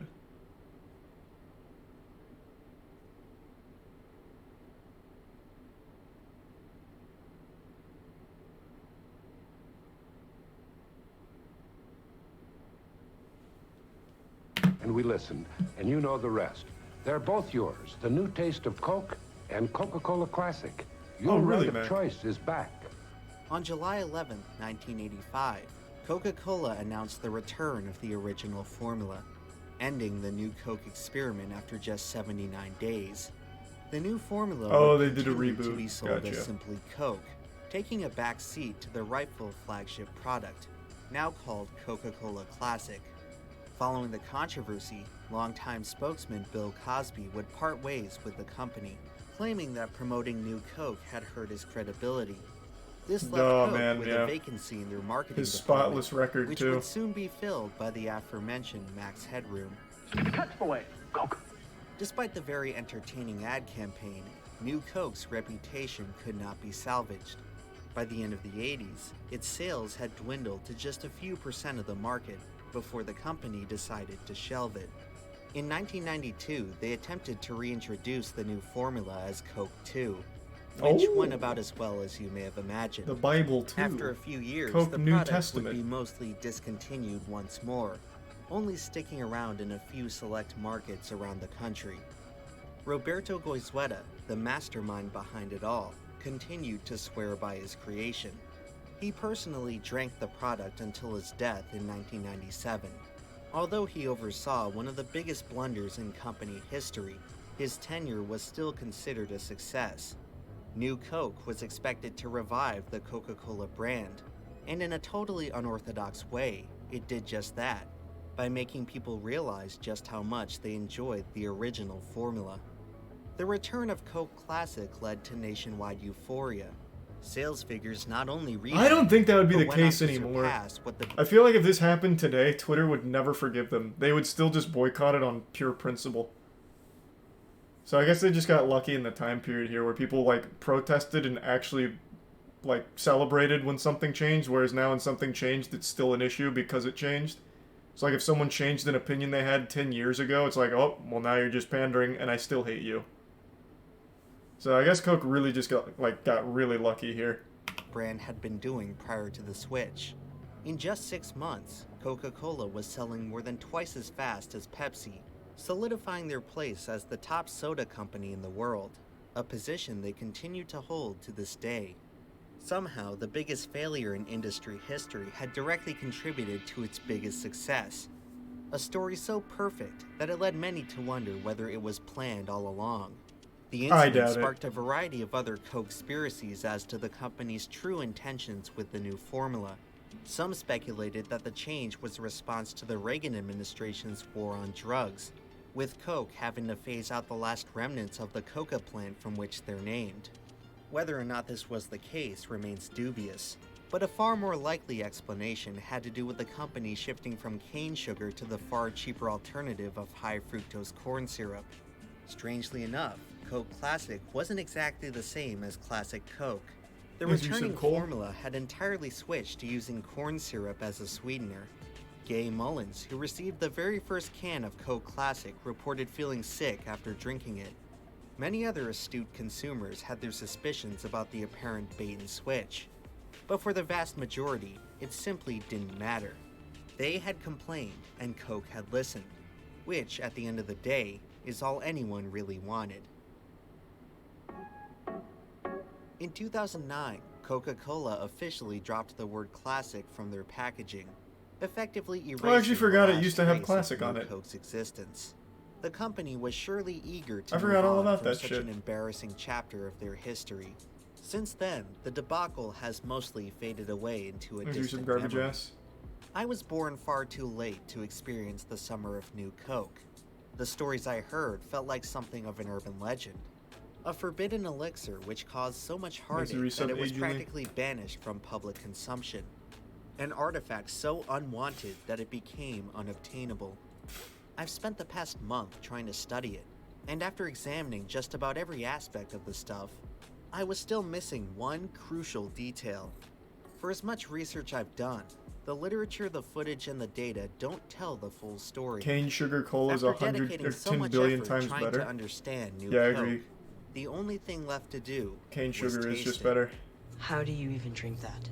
Because it's delicious. What?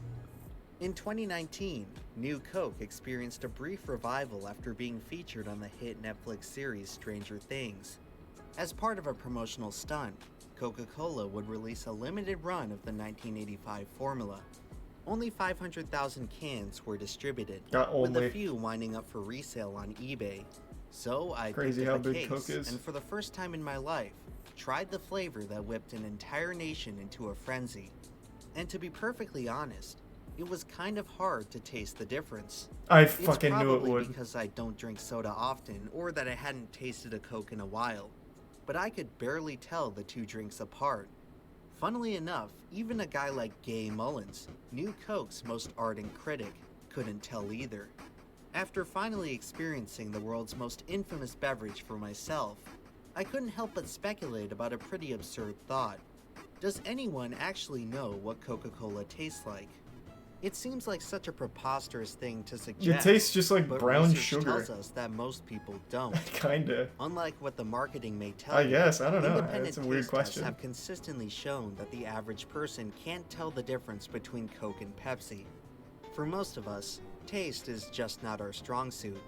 Food marketing professor Joel Dubo found that incremental adjustments to soft drink flavor tend to go unnoticed by consumers, meaning that New Coke could have theoretically succeeded had it been gradually consolidated with the old formula. Thanks, Resub. Just shit This my is pants. especially interesting, since many people today believe that New Coke failed because it was a bad product. But in my personal assessment, that's simply not the case. In fact, after going back and really comparing the two drinks, I actually preferred the flavor of the new formula. It was good enough to where I wouldn't mind seeing it return as a permanent option. The product itself was fine, and had it been executed a little differently, it could have been just as successful as any other Coke flavor. The problem with New Coke had to do almost entirely with how it was presented to the public. Yeah, it's true. They really Coke brute forced may have it. envisioned the product as the ultimate answer to the Pepsi challenge, but they only ended up challenging themselves. The very idea of replacing the most legendary consumer product in history was just too brazen for the public to accept. New Coke was unknowingly pitted against 99 years of marketing genius, and in hindsight, it's unsurprising to see which side prevailed. At the end of the day, all the research, focus groups, and taste I really tests think were they taste pretty irrelevant. identical if I had to New guess. Coke never stood a chance for the simple reason that it wasn't the real thing. It wasn't Coca-Cola. But what is Coca-Cola really? Is it carbonated sugar water? Is it 19th century headache Resub tonic? JS3. I've got a feeling that for most people, Coke isn't even supposed to taste good. All it has to do is taste how they remember. There's something to be said about a product that has lasted longer than virtually any other, one that persists unchanging from generation to generation. It's the comforting assurance that no matter how different the world becomes, there will be at least one thing that stays the same. That is the essence of the real thing. And no matter how good New Coke tasted, it was no match for just how much that old formula meant Thanks to to give so some many moful people. and tier 1 In sushi. consumer society, people don't have much. Decades of marketing have all but replaced sincere human interaction with a superficial facade of products. True, Coke collectors Take are away kind of those wild. products, and you erase the soul of modern man. When it was all said and done, Coca-Cola and the entire business world learned a valuable lesson. If you have a formula that's worked for almost a century, it's probably best to stick with it. Yeah.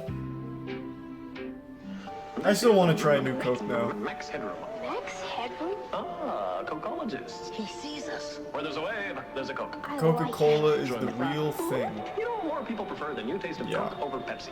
Let's take him home. Good idea. Pepsi drinkers, now's your chance. Become a Cocologist. That's the way. Tastes like a flat Diet Coke.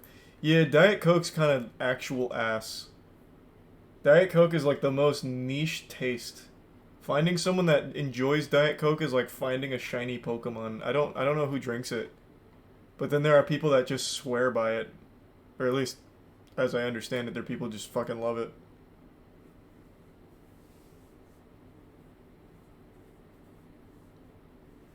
Thanks a resub. Origina and Morris. No, I'm in Texas. I'm in a log cabin. True, that could work, Tori. Coke Zero is my go-to soda.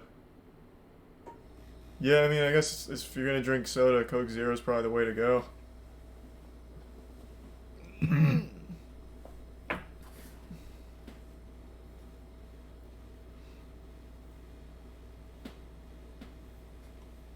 People who fuck with artificial sweeteners love Diet Coke. I guess. I don't know. It's a prime carnage. It doesn't even taste like a sweetener. It's like a blander. It's just like a detriment. It doesn't sweeten anything. It makes things taste sad. Like drinking a Diet Coke just makes my taste buds unhappy. Like it doesn't even taste bad. It just is uncomfortable. This is weird. I don't even know how to describe it. Yeah, but it's like drinking cold sand, I guess. Like when I drink it, well, it's been like 10 years now. Maybe it's different. That's not true actually. We had Diet Coke for the tier list. So I had it once in the last 10 years and it just really felt like I got more dehydrated. Like instantly. Thanks to resub Shark Boy and the Bits Iron. And Naruto. Why are people obsessed with Diet Coke? Jesus, we're really on the Coke train. Is there really like a documentary on it?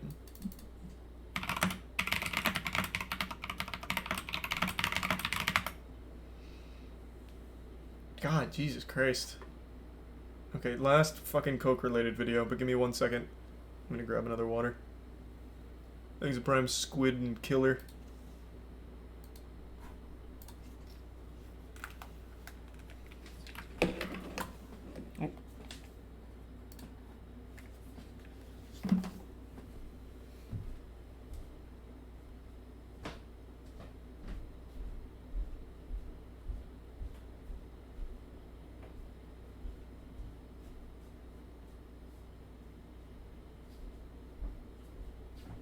Where's the water?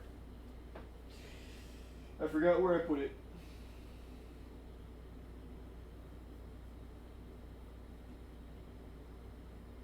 Ooh, that is unlucky. I don't remember where I put it. Okay, never mind. I'll have to wait. Actually, I'll just text Caleb.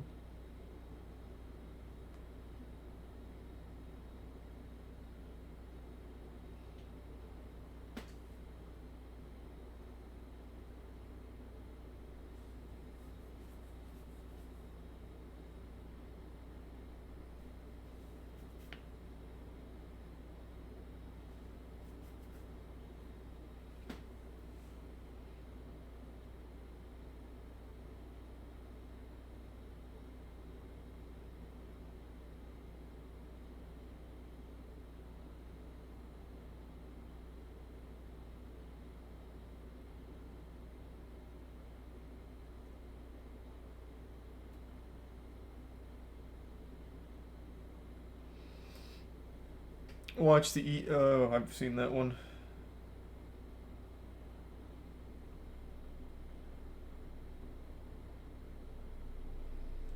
He's in tier 1 mentally in the resub Kopi and give sub Clay in the prime Squid and Killer. Matt, I don't think Matt likes Diet Coke at all.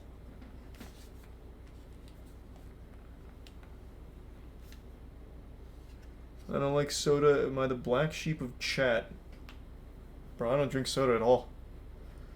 The only thing I drink is water and G Fuel. That's literally it. I fucking hate soda. And even in the last like 15 years, the only time I drank soda was with the mixed drinks. But now that I don't drink anymore, I don't even do that. I have to make that little bit of water last. Thanks to Prime Lucero.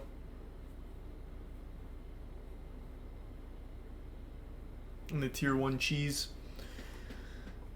Alright, why people are obsessed with Diet Coke? Because they're fucking psychopaths.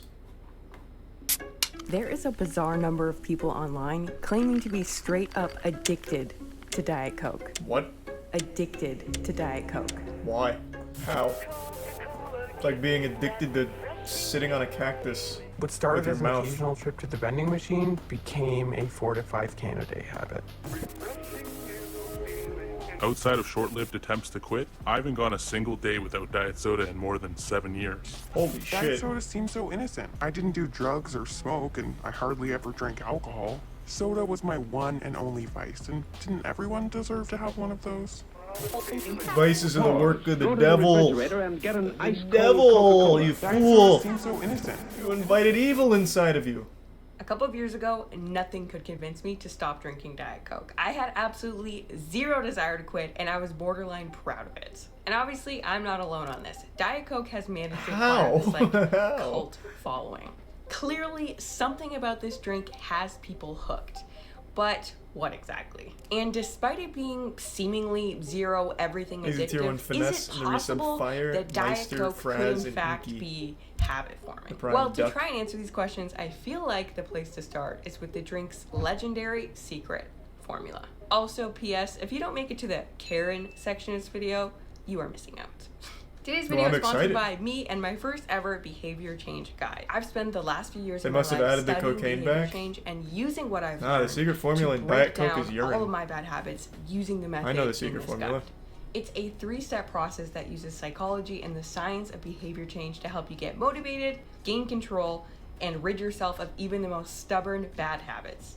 I've used this method successfully to do everything from waking up earlier, ending procrastination, eating healthier, and even getting more consistent at the gym. It comes with a guide, exercises, and printable workbook that will hopefully help you discover why you do what you do and how to stop doing things that are making you unhappy. So if you have bad habits you want to break or you just want to support the channel, click the link in the description box to check out the video and get your guide. And back to the video.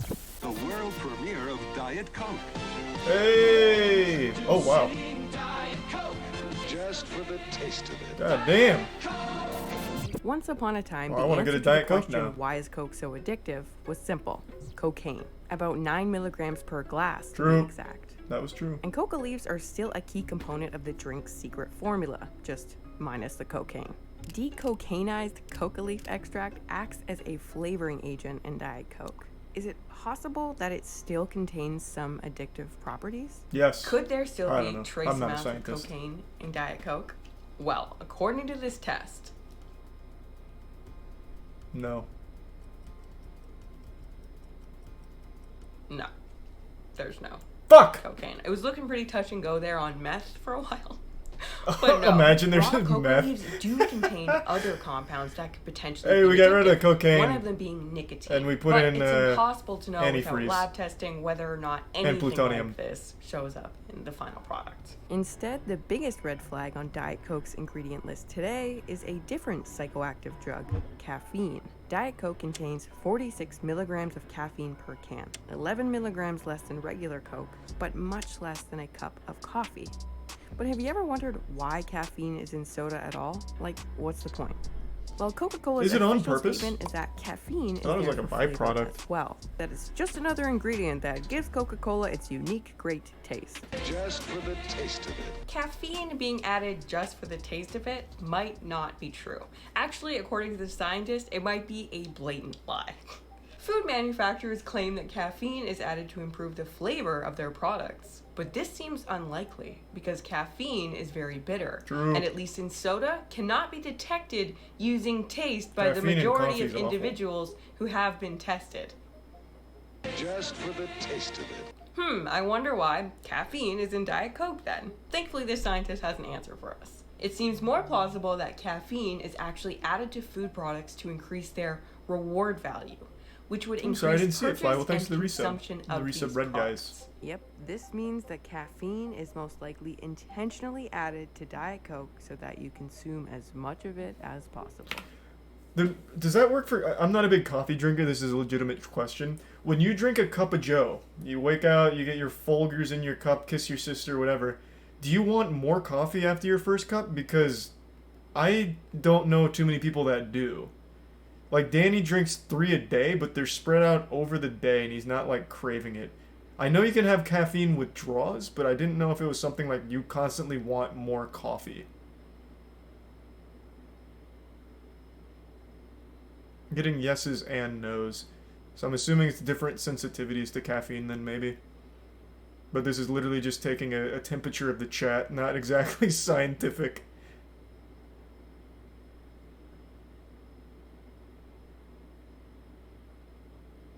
Okay, that's interesting. Thanks to the bits, Gato. There is science about it. I'm sure she'll get into it. I was just more curious, like, just going to chat when it's about coffee in particular, since that's most people's main source of caffeine.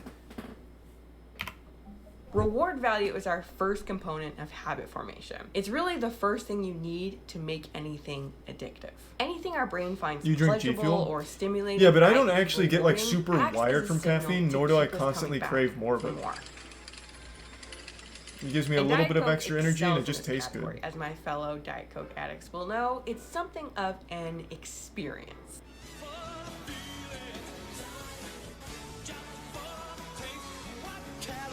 There's a satisfying pop and fizz of a freshly cracked can.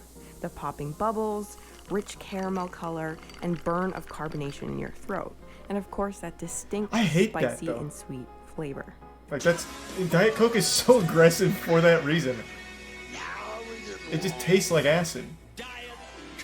When you take that first sip of Diet Coke, you're not just tasting it, but engaging your eyes, ears, tongue, and even the pain receptors in your mouth. And this experience and all of these little pleasures on their own can contribute to the reward value of the product if you enjoy them. But objectively, some characteristics have been shown to be more rewarding than others, like caffeine that we just discussed, and sweet taste. In regular Coke, the next most obvious ingredient when it comes to reward value is, of course, the sugar. Yeah. Our brains love sugar because it signaled important calories and energy to our hungry ancestors. Isn't that crazy? Therefore, sugar is one of the most addictive food additives around, not to mention unhealthy. Which is part of why I always felt better drinking Diet Coke. After all, Diet Coke is sweetened with aspartame. NutraSweet. Why so many things taste so good. And it signals no calories or energy. So could it still be as addictive as sugar? I imagine it would. Thankfully, for most people, the answer is no. Brain scans show that when offered sugar and alternative sweeteners, most people's brains find sugar much more rewarding. Their brains do still that really looks about right for Splenda in particular. Just to a lesser degree. This theoretically should mean that on an ingredient level, Diet Coke is less addictive than regular Coke. But it turns out there's one disturbing exception to this rule. Chronic diet soda consumers. Diet Coke's the #1 diet soft drink in the world. For one simple reason. It's probably the only one at the time. time. Individuals who consumed at least one diet soda per week found sugar and artificial sweeteners equally exciting. Oof. But that's no surprise. The fact that the brains of chronic diet soda consumers are changing over time to value sugar and sweetener equally is a very good clue that sweeteners like aspartame could indeed be addictive. There's also tons of online rumors and eyewitness accounts of people claiming to be suffering from aspartame withdrawal when they try to give up diet soda. People are saying they experience headaches, light sensitivity, nausea, panic attacks. Damn, that behaviors sucks. Consistent with a full-on physical addiction. I did experience extreme side effects from getting off Diet Coke, and my body just got so addicted to it that it just became like natural. But here's the weird part. You'd think with so many stories online of people reporting symptoms like this, you'd think this would have been studied. But I couldn't find a single study on whether or not aspartame was truly addictive. Which is very, very odd given the volume of people complaining of these symptoms. True, it could just be caffeine withdrawals, I guess. So now, I'm sure we can investigate the secret formula and ingredients aspartame. further. I had to cut out a whole section on carbonation alone. But regardless, the reward value is really only one component of what makes something truly habit forming. It gets the ball rolling, but we need two more things.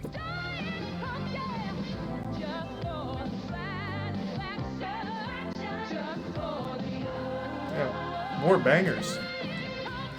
45-year-old Stephen Morrison begins every morning with Diet Coke. And by the end of the day, he will usually have consumed up to 15 cans. How is he alive? 3 to 5 liters. Jesus Christ, soda. Stephen. Ironically, Stephen's addiction to Diet Coke began when he was on a journey to lose weight and improve his health. No health-conscious person would consume even 5 cans of regular Coke in a day, being that it would rack up around 560 calories and 195 grams of sugar. Yet self-proclaimed health people, fitness addicts, and general overachievers think nothing of chugging Diet Coke. Why? Because, well, it's 0 calories. Okay, 1 calorie. And I think it's this rationalization, this focus on the fact that it's 0 calories, that is a uniquely addictive characteristic. Because it unleashes the second component of habit formation, repetition.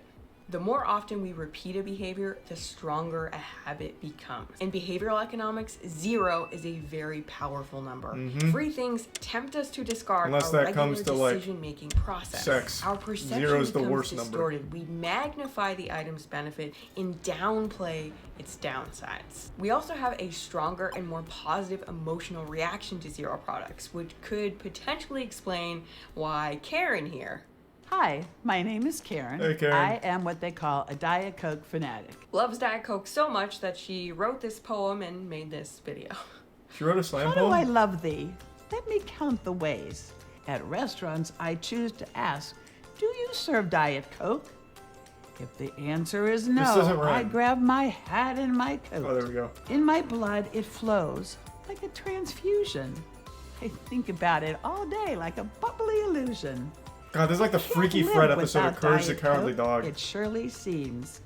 If I deny myself that drink, I have really bad dreams. How many things in life are really 0 calories? Not that many. Suddenly, Diet Coke is replacing the snack you think you shouldn't eat, the cigarettes you're trying to quit, Thanks for some beef. the second coffee of the day you don't think that you should have, all because it's 0 calories.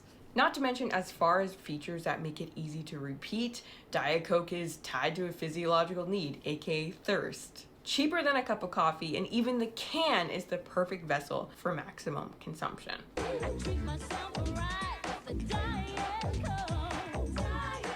The world is already consuming about 1.9 billion servings of Coca-Cola each and every day. That's pretty But apparently good. this is not enough. In 2012, Todd Putman, a former Coke executive turned whistleblower, stepped forward with disturbing information about Coke's aggressive sales goals.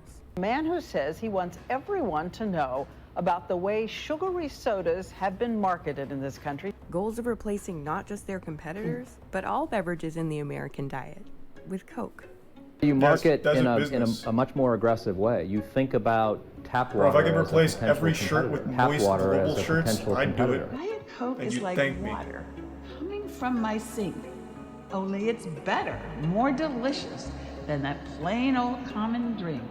Coca-Cola averages $4 billion a year in advertising, with the singular goal of driving more ounces into more bodies more often. This is 5 gift subs username. So on Hey, top man. of The everything we resub. just discussed Thanks, about Pat. Diet Coke The potentially bits being the resub addictive, beef. you also have a very rich, very smart company working its hardest to drive more ounces into your body, which frankly sounds like it should be illegal. And it all seems to start with their almost 100-year-old strategy of being everywhere all the time. Makes it Prime Or to Fox. quote an ex-CEO, by having Coca-Cola products always within an arm's reach of desire. Which brings us to our final component of habit formation, context.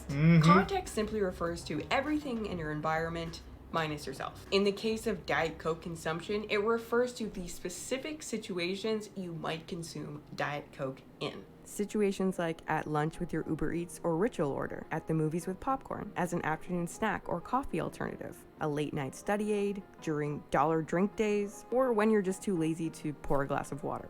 Successful products How could you possibly be implant too lazy themselves for in the that? everyday It's equal effort. situations and moments that Getting make a up can of our Coke lives, and pouring and water. then they stay there Same effort. thanks to our habits. Rewarding a behavior, repeating it in a stable context or situation that is unlikely to change is the recipe for a very strong habit. Once a habit has been If the established, fridge is it's closer. unlikely to change unless the Yeah, I situation guess if you have like a slash mini fridge or context something. itself changes. Which is why you may have noticed that you probably order the same drink, maybe Diet Coke, at restaurants for the last 15 years. Because what makes a habit truly a habit is the fact that it's an automatic, non-conscious reaction. AKA, we're not choosing at all. We are repeating the same behavior based on the cues in the environment and based on our previous actions. And this is how you spend 60 plus years of your life drinking 1, 2, 3, 4 more Diet Cokes every single day. Thanks for submitting. Anyway, I hope you guys enjoyed the video. This is by no means an exhaustive list of what makes Diet Coke addictive. I feel like this would apply to more than just also, I'm Diet using Coke, the though, term right? addictive, like, you know, garden variety addictive, not like clinically addictive. But yeah, hope you guys enjoyed it, and I will see you in the next one. Also, check out my guide. Link is in the description box, and thanks again These for are some watching. Tassix in the prime green. Yeah, I feel like they would... Ass. Wow, part 1's aggressive. I feel like that would apply to more than just Diet Coke. That was good, though. Nice.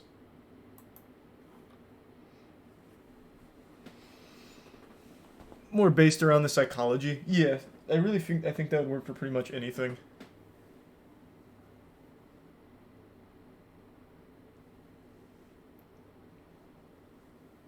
Addictions are pretty easy to form.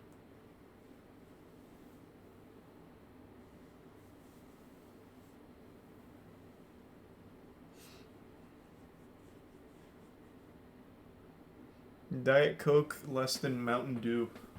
Well, yeah, I think Diet Coke sucks. Pretty much anything can be habit forming. Yeah. I think I'd go further and say genuinely anything can be habit forming. Anything that you can do consistently can be a habit forming activity. The only thing that can't be like habit forming is shit that you can only do once or twice ever. Like watching a solar eclipse. Like things that are beyond your control.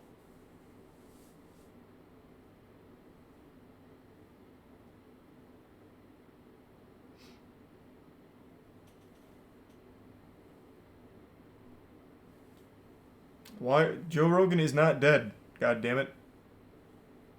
Oh. I see why you're saying... now I see why you're saying Joe Rogan. Why? Is it interesting?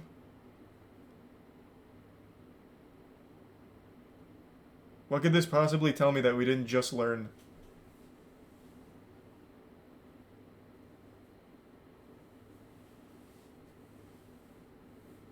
He's the prime epic dude in the bits snorting weed in the resub Takamazuchi. Oh yeah, I forgot the Resident Evil one. I don't know if we'll do the Scientology one testicular just because Scientologists are very scary.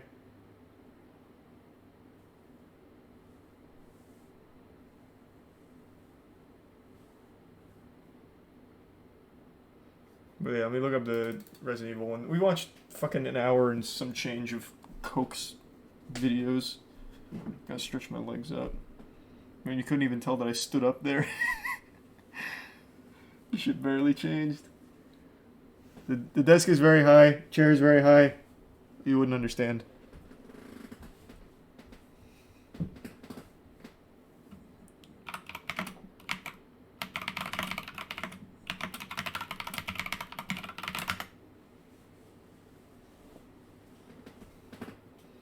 Okay. Need a booster seat?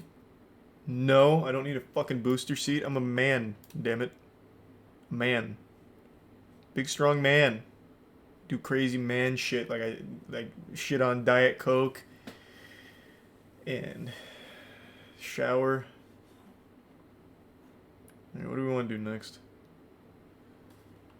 Do we want to do BAM or one of these two speedrunning videos?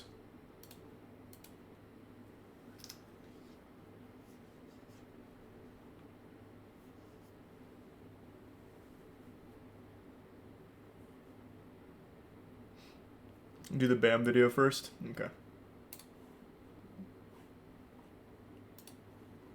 Hold on. Just give me 1 second.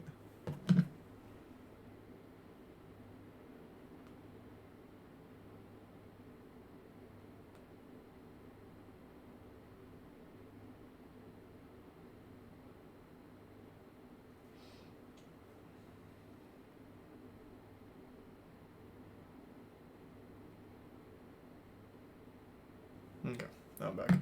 Thanks for some honey bun in tier 1 cruise and give sub Boney in the prime magnum. Let's ride. Warning, the following video features stunts performed either by professional... Is this toss? What BAM shit does he show? Is this gonna be a Twitch terms possibility? No toss, no toss, no, no, no, no. Okay, good. or under the supervision of professionals. Accordingly, Patrick CC and the YouTube community guidelines must insist that no one attempt to recreate or reenact any stunt or activity performed in this video. Also, this video is in no way trying to glorify the life or lifestyle of the subject, but rather document it for educational and artistic purposes. Bam Margera is a skateboarding and pop culture icon who shaped the childhoods of millions of kids around the world. He could be the second most famous skater next to Tony Hawk. By the age of 21, he was already a multi-millionaire stuntman and professional skateboarder known all around the world. Before the internet. He basically invented the formula for viral stunt videos and pranks that are still used today, but none of this came without sacrifice. He put his family and friends through hell for money and fame. He developed multiple bad habits with you know what. He had complicated relationship issues with multiple individuals, and once he lost his lifelong best friend Ryan Dunn in a fiery car crash, his whole life spiraled out of control. Even in 2022, it's still looking bleak for Bam.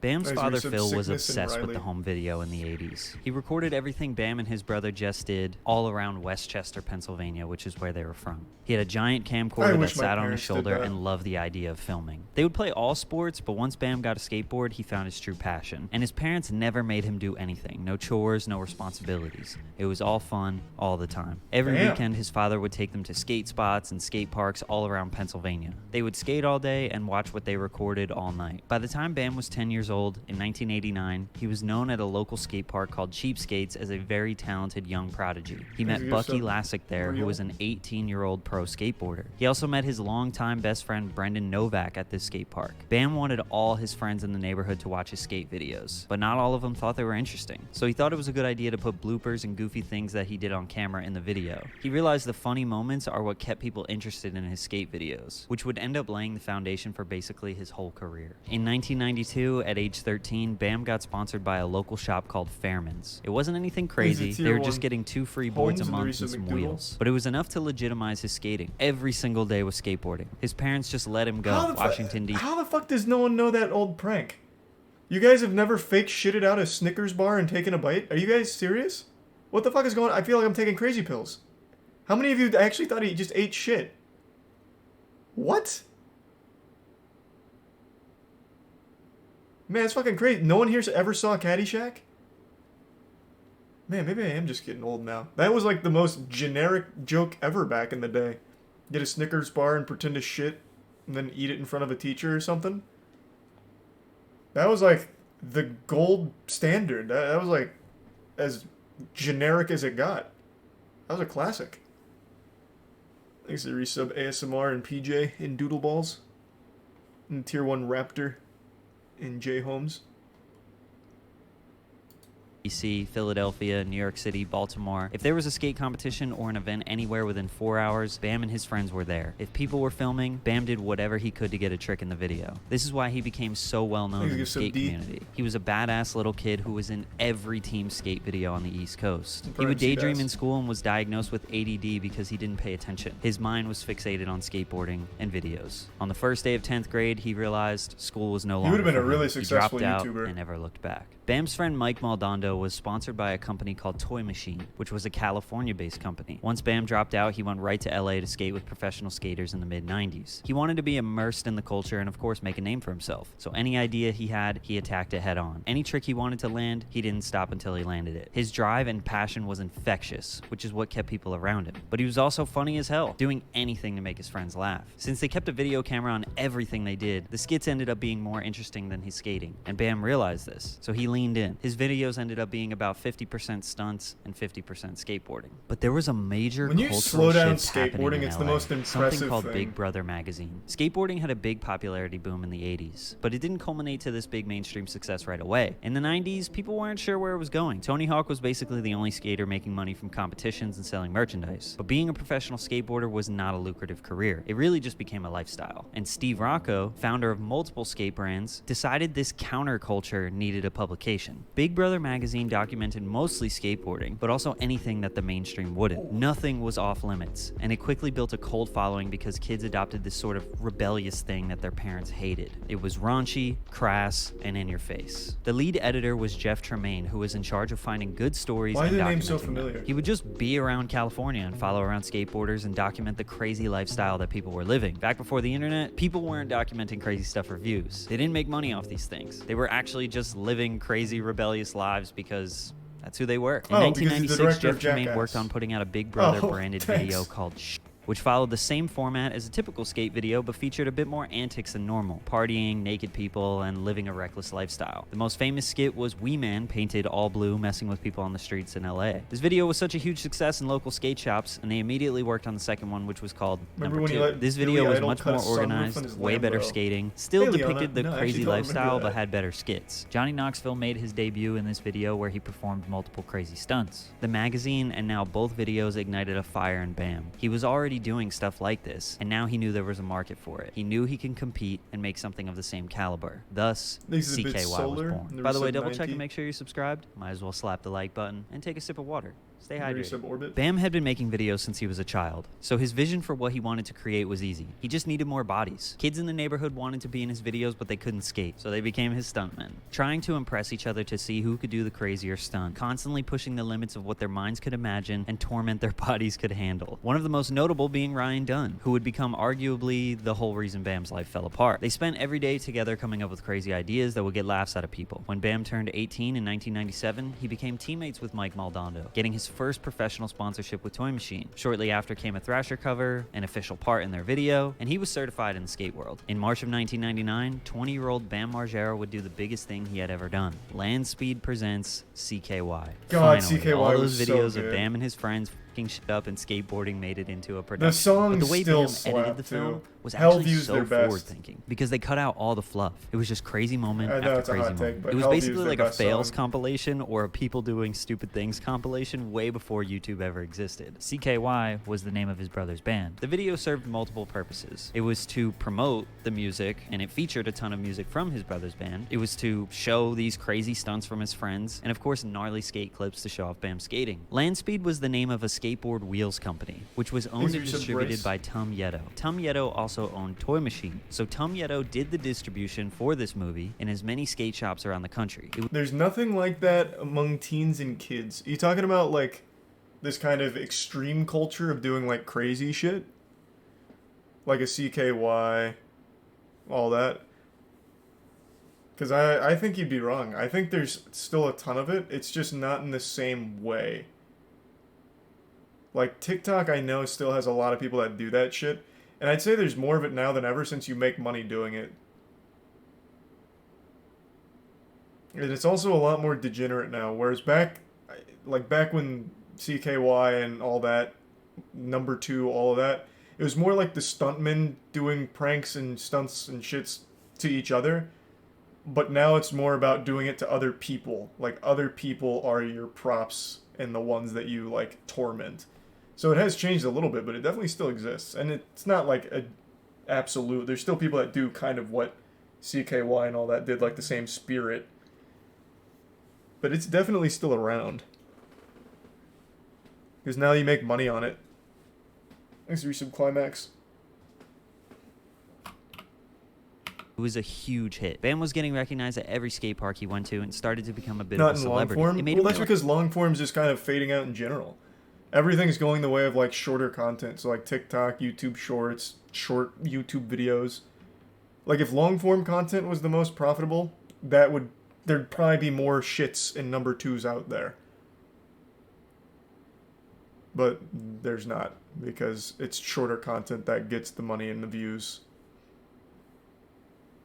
Podcasts are just what the fuck does a podcast have to do with like a stunt show or anything?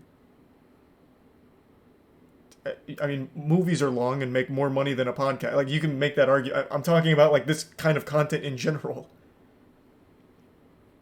Like, video content.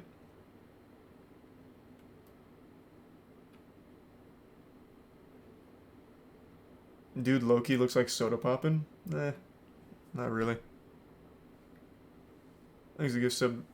Real D. Does anyone remember Children of Poseidon? They used to be kind of just like this on YouTube, but I think they were just a little too early. Children of Poseidon got big because they were doing like cactus stunts. So I'm sure you've seen some of their stunts. Warning, the following video... It was Children of Poseidon, right? Pretty sure it was.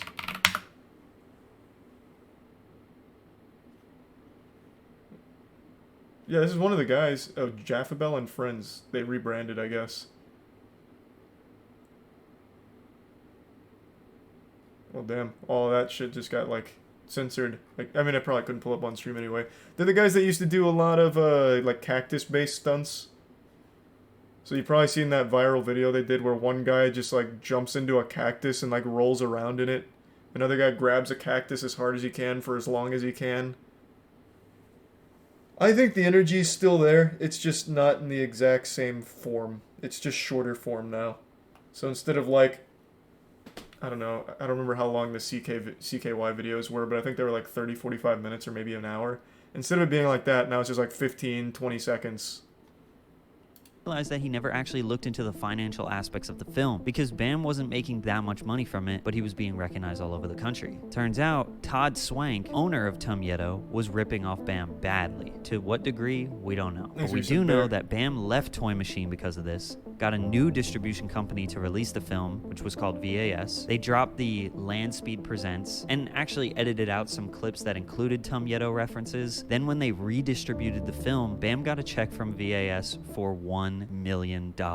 Turns out they sold around 400,000 copies, and Tum Yeto wasn't sharing any of the money with Bam. CKY1 and CKY2, which was released in 2000, 1 year later, became cult classics in every high school in America. There was nothing like this that existed anywhere. Sure, the Big Brother movies were pretty rad, but CKY had way more chaos, way better pranks, and way better entertainment. I think they were more popular because it gave off this vibe of like me and my friends just f***ing around town, doing crazy stuff, which is something that I'm sure a lot of kids in the 90s could relate to. It's a lot of things people still like. This is this crazy LA lifestyle that I'm so separated from that I have no idea and I'll probably never experience. After the monumental success of CKY, Jeff Tremaine, the writer and producer of the Big Brother films, reached out to Bam. He had been covering Johnny Knoxville, Chris Pontius, Wee Man, and Steve-O for a little while now, and he knew they would be the perfect match for the CKY guys. Jeff invited Bam out to LA and introduced him to Knoxville. They brainstormed the early foundation for Jackass, in which Tremaine was going to pitch to his childhood friend Spike Jonze, who was a well-established Hollywood director that began his career in the skateboard world. They spent a few weeks putting together a pilot that would be pitched to the networks, which never got released publicly, so we don't know what stunts they did. We can imagine it was pretty rad. And it turns out MTV ended up picking up the show. They spent the summer picking out what CKY footage to use, and on October 1st, 2000, the first episode aired on MTV, and it was a smash hit. Nothing like this had ever been on TV before. Bam, Johnny Knoxville, Ryan Dunn, Wee Man, Chris Pontius would do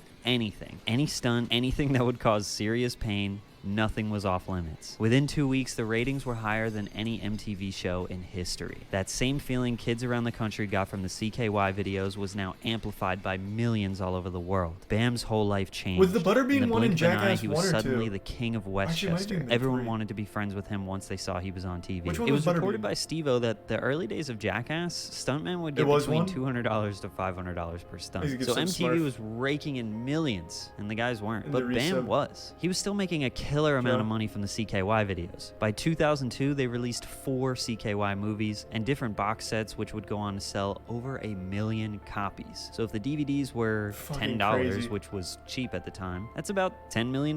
Bam was driving around in brand new cars while Steve-O was doing stunts for $300. It was also in 2000 when Bam met Tony Hawk at the Tampa Pro Skate Competition. Tony invited Bam to go on his national skate tour and to be in his video game Tony Hawk Pro Skater 3. So with Bam being on Jackass, the most successful MTV show, CKY videos selling out all over, becoming a wildly successful indie film, and kids playing as him in one of the most successful video game series. Man, they really captured him. That's 1-to-1, baby. Good lord. Damn, I forgot how good Tony Hawk Pro Skater 3 looked. Jesus Christ. of 2001, basically he was on top of the world at age 22. At this point, his father, Phil Margera, quit his job as an Acme grocery store baker and became his accountant full-time. Managing his finances was his new career that he still does to this day. Paramount Pictures decided to make a budget for the Jackass movie in light of all the TV success. In October 2002, Jackass the movie hit theaters. Though controversial, the film had a budget of about $5 million and grossed $79 million worldwide in its first week. It was safe to say this was a massive hit. We don't know what types of deals were negotiated. I believe Johnny Knoxville made the most since he was producer, but I think it's safe to say the money was rolling in for Bam. MTV, of course, needed a spin-off for Jackass after it was done airing on TV, so they offered one show to Bam, called Viva La Bam, and one show to Steve-O and Chris Pontius called Wild Boys. Viva La Bam was basically a show about Bam and his friends doing stunts, skating, and traveling the world. There was also an ongoing theme in the show where Bam would absolutely terrorize his parents as well as destroy their house. Luckily, in season 2, I don't remember that. Castle Bam in Westchester, Pennsylvania, which would basically become a adult amusement park. Bam was given a budget of $300,000 per episode, in which he would keep about $40,000.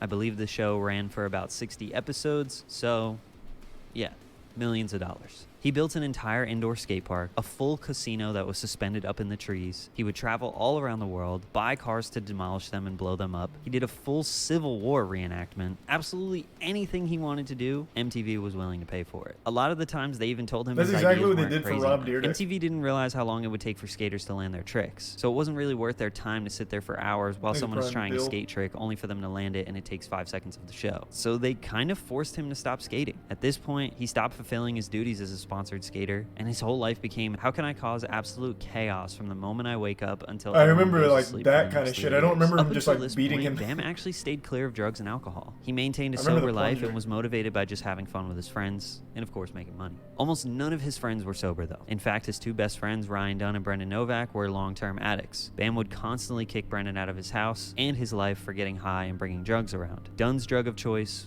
was alcohol. At about age 25, Bam started picking up the booze himself. He was infatuated with the rock star lifestyle, and his favorite band of all time, Him, introduced Bam to how rock stars get down. But after 3 years straight of chaos every day, Bam needed a break. He was exhausted. And in 2005, the show ended only because he just didn't want to do it anymore. But this break lasted about 2 weeks before he realized that he was extremely bored and had no other hobbies since his life was just recklessness with a multi-million-dollar budget. So he just drank all the time. I do feel like I have to mention this too. Money was rolling in by the...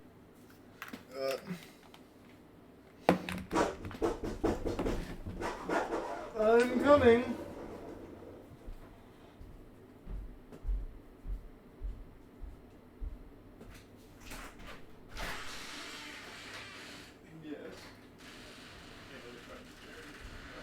First one did, the second one not so much. Caleb, you overdid it. Yeah, you went a little too hard. Howdy. What's up? Howdy. How are you? Good, I'm watching Viva La Bam history. Oh, no. Aww, is that a Boost mobile symbol behind them? No. His uncle's a pedophile? Hey, Chad. Someone in chat just said that and I didn't believe them. Uncle Phil? Yep. Oh no, Uncle Phil. Wait, Phil's not his uncle. Phil's his dad. Calm down. No. Where's my pin? Sorry, I'm getting Fresh Prince mixed up. There it is. Where's your pinhead hat? He's got it. Goddamn right I do. We met some nice people. Nice. Well, that's good. Shuffleboard. Who was the champion? I was, yeah. It was a nail biter. Yeah. What did you guys play? Shuffleboard. Like, but this little cool style, like table shuffleboard. Yeah, like with the sand on it. Yeah, nice. Cool. Was it like really Texas themed? Did you use spittoons instead of like the chips? We did actually. It was pretty crazy. We had to spit as far as we could. It was wild. Yeah. That's why I was so good at it. That sounds cool. He just tolerated a better trajectory. Yeah. Charlie's like, get the fuck out of here. Good night. I'm fine. You are always welcome in my abode. I appreciate it. It's cute. You're so nice. Mm-hmm. Alright, Charlie, breakfast is at 9. Okay. So she's gonna come pick us up a little bit before 9. So stream until 9. And we're gonna go ATVing. With so somebody that wear like shoes that... Somebody said to ask Matt about Diet Coke. Oh, do you like Diet Coke? I do. That's fucked up. I didn't like Diet Coke. That was the I think the whole aftertaste is nasty. Yeah, that's fucked up. I like it. I should give sub D. So yeah, you stream till like 8:40. Right. And then we'll go to breakfast. Okay, that sounds good. I'll do that. Yeah. Alright. Night. Sleep well. Bye, guys. Night. Love you all. Night. Love you. Wait, that's the guy just thinking about. Night.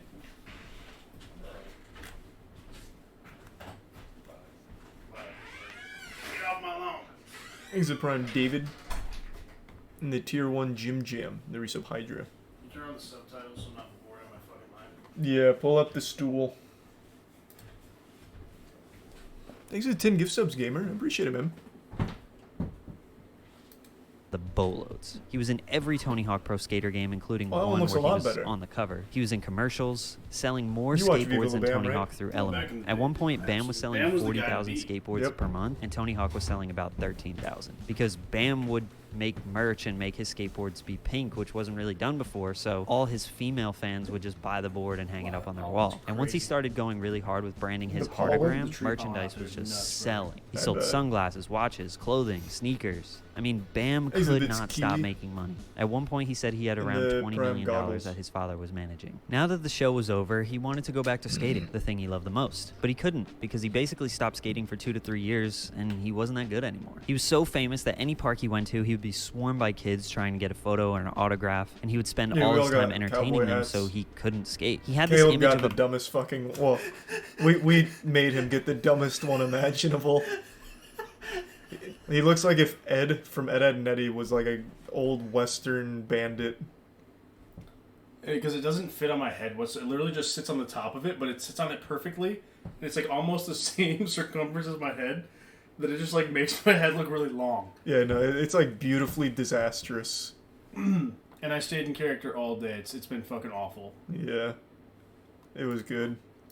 Badass skateboarder, so if he showed up at a park rusty and sucking, he would look terrible in front of everyone. And he let that get to his head, which resulted in him just abandoning the sport. Luckily, Jackass got picked up for another movie and filming began for that. Jackass Part 2 came out in 2006 and of course was a huge success. $86 million in the box office worldwide first week. Bam wanted the party back in his life, so he pitched another show called Bam's Unholy Union, which was a show about planning his wedding with his now ex-wife, Missy Rothstein. The show was basically Viva La Bam, pranks, skits, shit up, but with another side where his wife and mother April were planning the wedding. His relationship with MTV would end during season 1 because they wanted him to get his wife pregnant so they could have a plot for season 2. Bam freaked out on them for wanting him to bring a literal human in the world just for financial gain. So in mid-2007, Bam was 28 and had no more daily chaos in his life. Well, technically. He basically kept living the Viva La Bam lifestyle, except he wasn't getting paid for it. Random people would show up to Castle Bam to hang out, get drunk, and party. And if Bam was out of town, traveling for business, or in Europe, people would just throw parties at his house. He was very liberal with the gate code, so everyone knew it. Plus, the county and the town and all the cops in Westchester knew about his craziness after them filming the show for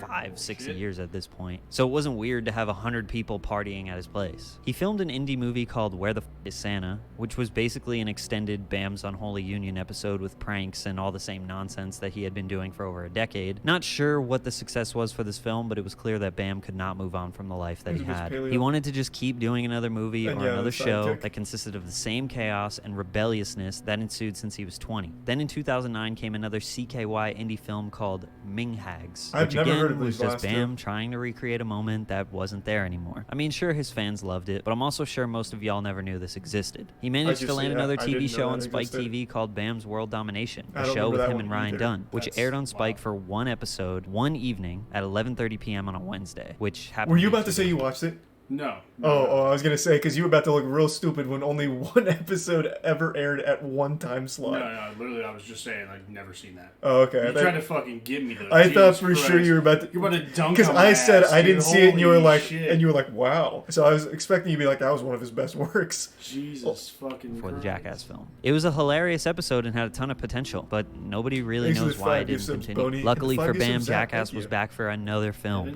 Jackass 3D. So he was filming that for all of 2009, which would release in October 2010 and would be the most successful Jackass yet. $171 million global box office first week, double from both the previous films. Living off the high of Jackass again, Bam still spent most of his days partying, traveling with CKY, and living the rock star life. But in the summer of 2011, Bam's world would get flipped upside down. Jackass star Ryan Dunn has been killed. Dunn's Porsche might have been traveling as fast as 130 God, I miles still per remember hour. that shit. Fellow So Jackass tragic. star Bam Margera was actually in Arizona when he got the call. He said shook his world, informing him that his best friend, he considers his brother, was killed in a fiery crash. Bam's best friend, since he was 10 years old, passes away. Ryan Dunn was his creative partner. He was there for everything. Whenever Bam had an idea, he discussed it with Ryan. If he wanted to film a stunt, Ryan was the first guy ready to do it. He had spent the past 15 years attached at the hip with this man. He basically was the only true friend who stuck with him through all the ups and downs. Now, he was gone. This would be the beginning of the downward spiral that Bam still has not figured out to this day. Bam did a lot of press immediately after Ryan died. I guess he felt the need to talk about it, like he needed to get something off of his chest. He was doing radio interviews and podcasts like a week after Ryan passed. He also made some public appearances in 2011 where he seemed to be okay, but these days were dark for him. He would lock himself in his basement just watching old footage of him and Dunn, getting drunk, and not talking to anyone for weeks at a time. He started working on a movie which was a tribute to Ryan Dunn, which still never came out. He still wasn't skating, and the only time he would go out of the house was to the bar or on a CKY tour where he would perform some of their songs. He went through a divorce with his wife in 2012, which I can imagine was a direct correlation to losing his best friend. In 2013, he started to gain a lot of weight, officially touring with his own band called Face Unstoppable, which was literally just CKY with him, still partying every night and waking up in the morning to not face his demons once again. But he did get married to his current wife, Nicole Boyd, which I suppose was good that he had some type of stability. And after 2 years of getting drunk, doing rock... I was gonna ask a question. Is that still his current wife? He said current wife, but like even to this day? This is February. I wonder because she's not helping them stay on the rails. I was going to say, every clip I've seen with the two of them seems fucking awful. Like they seem at each other's throats. I really appreciate the generosity, Valentine. Thank you for that. Name's the Prime 90. Yeah, chat's saying that it is. Yeah. God, because there's that video that went around where Ryan was like, Jesus, excuse me, where Bam was at the adult store with his wife, and his wife was like asking for like a dildo or something, and Bam was like, I'll get you a dildo to fuck yourself with it. You want to fuck yourself with this dildo, or whatever. It was so uncomfortable, and they both looked so unbelievably miserable. I thought it was like a girlfriend or something. I didn't realize that was his wife. He was on Dr. Phil to talk about that? Yep. That was a fucking episode. I remember that. Like a recent one? Let me see. I'll just look it up. I didn't know that. Warning. The following video... I imagine it's not that recent, right? You know why he wasn't on Jackass forever, right? Yeah. I do. And then he made like a... Isn't he still suing them? I believe so. Yeah, I think he's still suing them. Bam on shared a wife. I want you to leave me alone. Yeah, that's no good. Sounds like they're happily married. It sounds pretty healthy. Rock shows and avoiding his reality, he actually managed to land another TV show in 2014. Oh, they did settle? Bam's Badass Game Show. One season, 6 episodes, all aired within 1 month on TBS. The average viewership was less than 1 million. People were pretty harsh on this show. It wasn't actually that bad, but it promised to feature contestants doing stunts similar to Jackass, but ordinary people doing them, which was kind of interesting. But the stunts were just not as crazy, like even less crazy than Fear Factor. Plus, the casting was full of corny people, and Bam himself wasn't doing any of the stunts. Which is probably what people wanted. The show ran for a month and then got canceled. I'm sure this didn't help Bam's confidence in wanting to do work anymore, so it was back to the basement with Dunn's memories. In 2015, the Ride channel posted a trailer for his movie about Dunn, which was called I Needed Some Time to Be Useless. There was a lot of hype on it. I think putting out this movie might have been a good way to close the door on the past and move forward with his life. But what actually happened was it kept the salt on Bam's wounds while making it. He couldn't ever perfect the movie nor finish it. In a 2017 interview, he talked about how he still couldn't finish the movie because the end of the movie needs to be Bam moving on with his life and not to repeat old patterns. But that is not his reality still to this day, which is why this movie still can't come out. Also, in case you were wondering, Castle Bam was still a never-ending episode of Viva La Bam. He kept drunks and addicts sleeping all over his house and partying every every night just to relive the old days. The only problem was none of these people were his actual friends. They were going nowhere in life, and Bam had enough money to buy them whatever they wanted. The movie never came out, and Bam had made the best decision of his life sometime in 2016. He was finally fed up with the way he was living and the way he looked. He moved to Estonia with his wife, left everyone he knew back at the castle, and spent 6 months there losing weight and getting healthy. He then moved to Barcelona, where he was going to learn how to skate again. At this point, Bam had barely even skated for the past 10 years. He had to relearn everything, and he couldn't be drunk while he was doing this either. He remained sober for about a year while relearning his first passion. Keep in mind, at this point he's 38, so he wasn't going to be as good as his 20-year-old self. There were some tricks he was just not going to be able to ever do again. In 2017, he moved back to the States and did a lot of press. He seemed to be in great spirits. He seemed to be sober. He was skateboarding again, and it was looking like Bam closed the book on the past. His mother, April, had the idea of putting Castle Bam on Airbnb while he was in Europe, so she spent the whole year getting it ready to put it on the rental market. It was a huge hit immediately, and she got it booked for about a whole year straight. Bam didn't love the idea, but once it became successful, he was okay with it. At the end of 2017, Phoenix Margera was born, which was his first child. So now he was back in Westchester with a new home, a new child, and a fresh outlook on life. Unfortunately, this wouldn't last long. The worst thing for him was being back in Westchester. The same old town, the same old friends, with Castle Bam being right around the corner. It was like a lingering demon just tempting Bam to go back to his old ways. In late 2018, he did, throwing parties, trying to recreate a moment once again. 2019 was a dark year, one where he didn't seem to recover from. He started off the year going to a rehab, in which he left after just 10 days. And I didn't really mention this, but honestly, for the past 10 years, he had been in and out of rehabs. He started a comedy and storytelling tour, in which I assume he probably just needed some money or something to do. He was basically just in a drunken, rambling stupor on stage. It's kind of difficult to watch. God, on this tour, sad. he famously went crazy on his manager. There's pretty much nothing worse than doing stand-up comedy and it just not working. I think that is one of the bravest and most nerve-wracking things a human being can do. I can't even fucking imagine. Thanks for the bits, Boney. Was he really in the band skit for the Jackass Forever movie, though? That's the first time I've heard that. Calm down, Joker. True. This shit's terrifying, though. Yeah, you can barely see him, but if you pause, you can see him. I didn't know that. It wasn't even stand-up, it was just storytelling. Yeah, that's even worse. That's rough. Slam poetry. Slam poetry used to slap, though. Those open mics, they went hard. I remember I watched a slam poem about a guy complaining about, I think it was, what was it? Syrup or some shit? I don't know. Slam poetry used to go nutty, though. And his wife, because they showed up to one of the comedy shows 2 hours early and nobody was there. Obviously, this freakout was unjustified, and his outrage most likely came from the drugs and alcohol. His longtime friend and heroin addict, Brendan Novak, told the story of Bam taking care of him for years, making him get sober, and everything he did to stop him from doing.